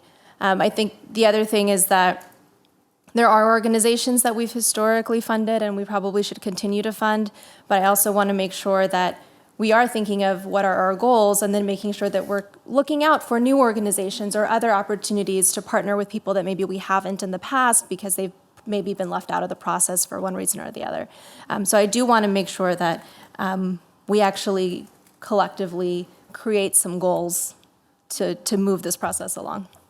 That was all very helpful. Thank you, everyone. So just in listening to this, clearly we're not going to continue the current process, which I think makes sense. And just sometimes it felt like we'll just give everyone a little money, and it doesn't make sense for us. So I appreciate that. So following up on Councilmember Garner, and I think it's a really important point. I actually was going to raise in requests, but it's tied to this, so I will raise it now. As I've talked to the city manager, in the past we've done some sort of strategic planning days that have probably not been as effective as they could be. And we've talked, instead of that, of really doing a council with the city manager sort of goal setting. Strategic planning in a nonprofit where the board directs the executive director. These are the 3 things we want to do this year, and that's it. It doesn't work when you have 5 elected people from different districts who all have their own ideas and are going to still want to do those. But we can't just throw everything at staff and think it's going to get done in a certain time frame. And I think talking about at least our priorities, I think when we did strategic planning in my probably first year, I think, and really we made increasing funding for homelessness a priority, really got some focus. And I think we need to at least have our top, when we talked about a process, and maybe 2 council members could work as sort of liaisons with the city manager to plan something where, each council member sort of ahead of time gives the city manager the top 3 things they'd like to see the city focus on. It doesn't mean they're not going to bring other priorities, things in their district, things for the city, and then have a discussion on those and where we think we have the best ability to do that, and then align how we do funding. But I do agree when we do the sort of budget update in June that we look at multi-year funding for certain organizations. And the ones we've historically funded for a long time. Some we've asked to be created, like a senior center. And so we need to think about that because they budget based on that. And when we don't get to it until sometime September, it's hard on those organizations that get funded. So I think that would make sense. We should wait and have that as part of maybe a goal setting, whether it's a day, a half day, however we do it best, to work with people's schedules. So if people are open to that, I think that might be the best way to move forward. And on Councilmember Wood's comments, once again, we are adding a grant and fundraising position. And we already have someone working on the Festival of Lights parade. That parade costs $130,000+. And, in some years we've raised the majority of that. And so it's now televised. It's going to be televised, it looks like, all through Southern California. There's a lot of opportunity to cover the costs of things like that. And I think that position, as well as use of consultants as appropriate by the city manager, should help with a lot of the parade costs. And I think it's a really important piece. And we have had some very generous donors over the years for several of our parades, including Festival of Lights and the Veterans Day Parade. And so, we need to have some money just in case, because we can't cancel the Veterans Day Parade at the last minute. But being proactive on getting that funding is going to be really important. So I don't know if you need a motion or direction or anyone else wants to add anything, or if you have enough, city manager. Thanks. Anyone interested in working as a liaison with the city manager on what will we call it? A goal-setting retreat session. Councilmember Garner, I'm happy to work with you unless someone else wants to do it. Okay, so I will work with Councilmember Garner and you, and we will find a date and sort of come up with a much simpler plan with not hundreds of hours of staff time planning it. Just let's keep this simple and just focused on our big priorities. I think would be great. So thank you. Great. So, wow, we're almost done. Okay, so the next item is public comment on non-agenda items. Mr. Mayor? Oh, yeah. You have the urgency item. Oh. And it's discussion regarding the city's, I'm sorry, that's no city attorney. Yeah.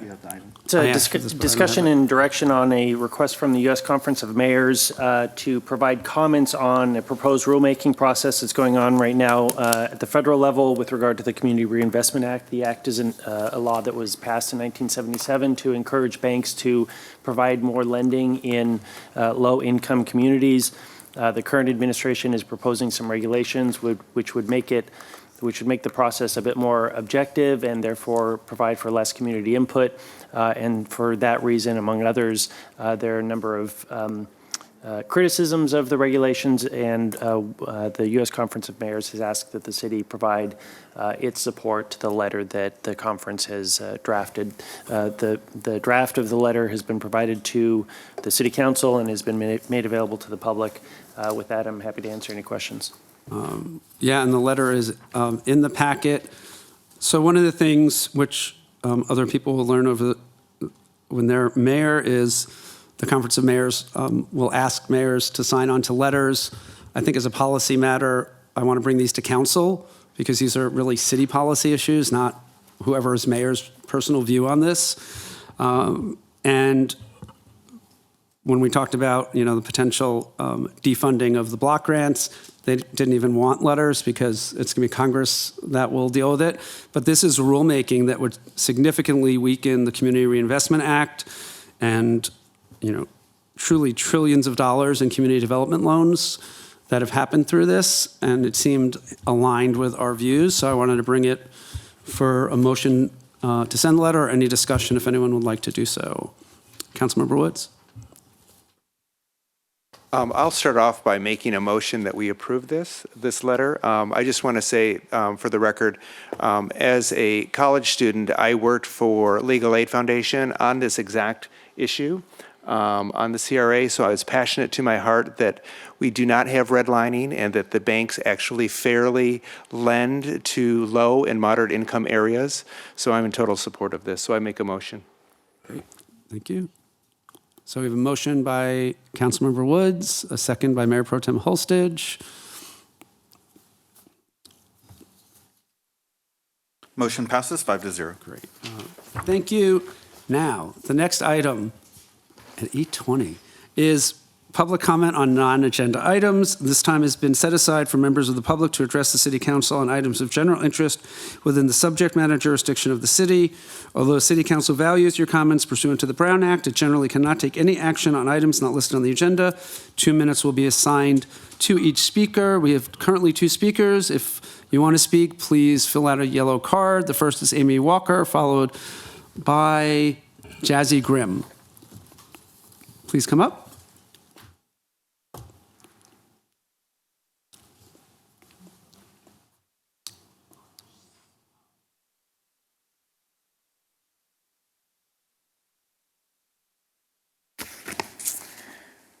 Well, good evening, City Council of Palm Springs.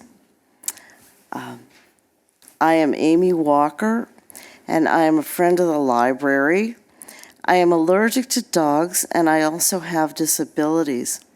I have seen illegal dogs in the library, and the library smells of dog fecal matter. At other times, I have not seen dogs in the library, and the smell of dog fecal matter has been stronger than when I did see them. On February 6, 2020, I walked into the computer room. There was a dog in the middle of the empty floor, bent over face down with its private parts sticking way up, unnaturally. It stayed this way for an inordinate amount of time. The smell of dog fecal matter was disgusting. It seemed to me that the dog was being sexualized. I understand from other California public libraries that any dog in the library must be wearing a legal service animal vest with its legal service dog information on the vest. I understand this to be the rule for all California public libraries. I have only seen illegal dogs in the Palm Springs Library. I have notified library staff several times, and the situation has not been remedied. I hope for the complete cleansing of this situation. What do you think? How can the City Council help to remedy this situation? Great, thank you. We can't respond to public comment for something that's not on the agenda, but we appreciate your comments. Okay. And thank you for submitting that in writing as well. Okay. Appreciate it. Our next and last speaker is, hopefully I'll say it right this time, Jay Scrim. Okay. Thank you.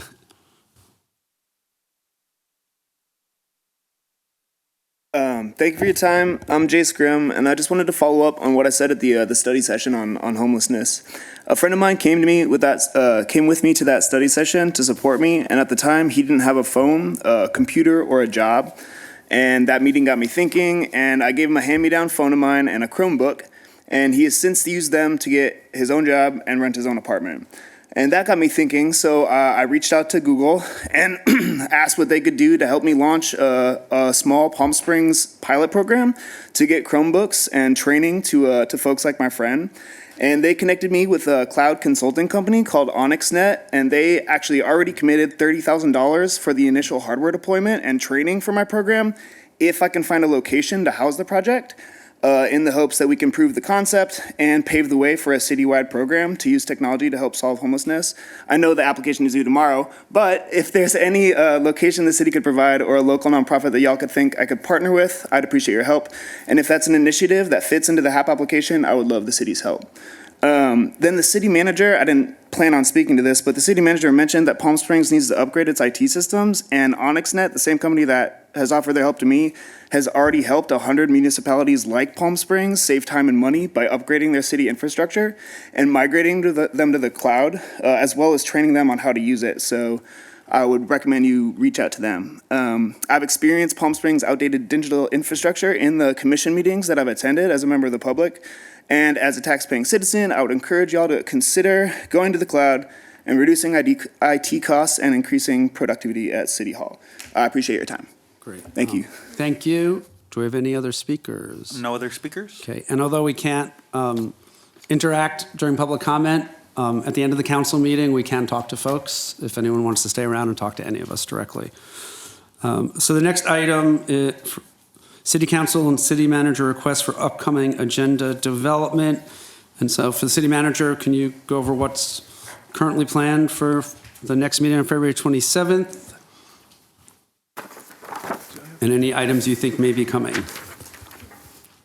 both for us and so the public knows. Yeah, I do want to note that we were able to find a date of March 24th for the noise ordinance, special events and noise ordinance, and April 2nd for the plastic straws, and it's going to be a larger global sustainability item. Mayor Pro Tem Holstage, I just want to make sure that we're covering everything there. So I will get with you afterwards as liaison on sustainability. So those are the two study sessions. On the meeting of February 27th, we are going to be bringing forward the proposals from Rios and the library consultant on Sunrise Park, and moving forward the next step on the library, the community workforce and labor peace agreements discussion, and Mr. City Attorney, if the backyard breeding ordinance would be ready? Yes. Okay. So those are the items that are certainly on there, and we don't believe that we have any public hearings. Flynn? No, we don't have any public hearings scheduled for the February 27th meeting. So we'll probably be able to try and put a few more items on there, and of course there'll be the regular items from the departments on the consent calendar. Councilmember requests, thoughts, feedback? Councilmember Garner. This probably should have been said earlier, but when you mentioned the positions at the community center, I know that when I was at the meeting on Tuesday, the residents there were really interested in applying. So I know there might be a pool of applicants already, but if it's possible to open it up as well. yeah, I know sure. There's some people there who want to apply. Good, okay, thank you. Councilmember Woods. Yeah, I would ask the Arts Commission to do two things. The first is there appears to be a piece of art in the right-of-way median on Gene Autry, just south of Vista Chino. I don't know what the status of that missing art is. The foundation is still there, but I'd like the Arts Commission to look into that and see what the story is behind that missing art. It's on Gene Autry. In the median? It's in the median on Gene Autry, just south of Vistacino. The foundation is still there. There's some art throughout those medians up and down Gene Autry, and it's missing. The other thing is I'd like the Art Commission to look at what it takes to put art in the art pads that are on our center median and Tockwitz Canyon Way. To take a look at what it takes to put some art in there. We have blank pads that are being lit up with no art in there whatsoever. I believe there's some art that people are willing to lend us to put into that median on a temporary basis. I'd like to see something happen with that, if the Arts Commission can do that. Also, on the general plan update, I'd like to make sure that in the transportation element that we look at what it really takes to make bicycling a viable choice here in Palm Springs, and that may mean putting in showers and lockers, changing our zoning code on certain types of developments, and have them look at that. And lastly, I'd like the sustainability staff to look at putting together a letter to support a regional energy network for the council to look at. Thank you. Okay. Mayor Pro Tem Holstage. Thank you. Following up on that, I would like to request a briefing on the process that's going to be used for the general plan update, so that I can tell residents about it and know what that process is, and so that the public knows that as well. So maybe at the next council meeting, we can get the vision and the plan of what the public engagement will look like, and then maybe we could give some feedback. I know when we got rid of all of our subcommittees and ad hoc committees, we had sent a number of items to commissions, and I just want to make sure that those get actually sent to the commissions and followed up on. So I know we promised downtown businesses and residents for our Rainbow Sidewalk, but we were talking about engaging the Art Commission to actually do something maybe different and creative, or just decide what to do there. We were waiting on Indian Canyon two-way conversion to do anything there on Arenas. We had been talking about Arenas and Indian, so it'd be good to make sure that that gets sent to the Art Commission, as well as the other items that we got rid of at the city council level.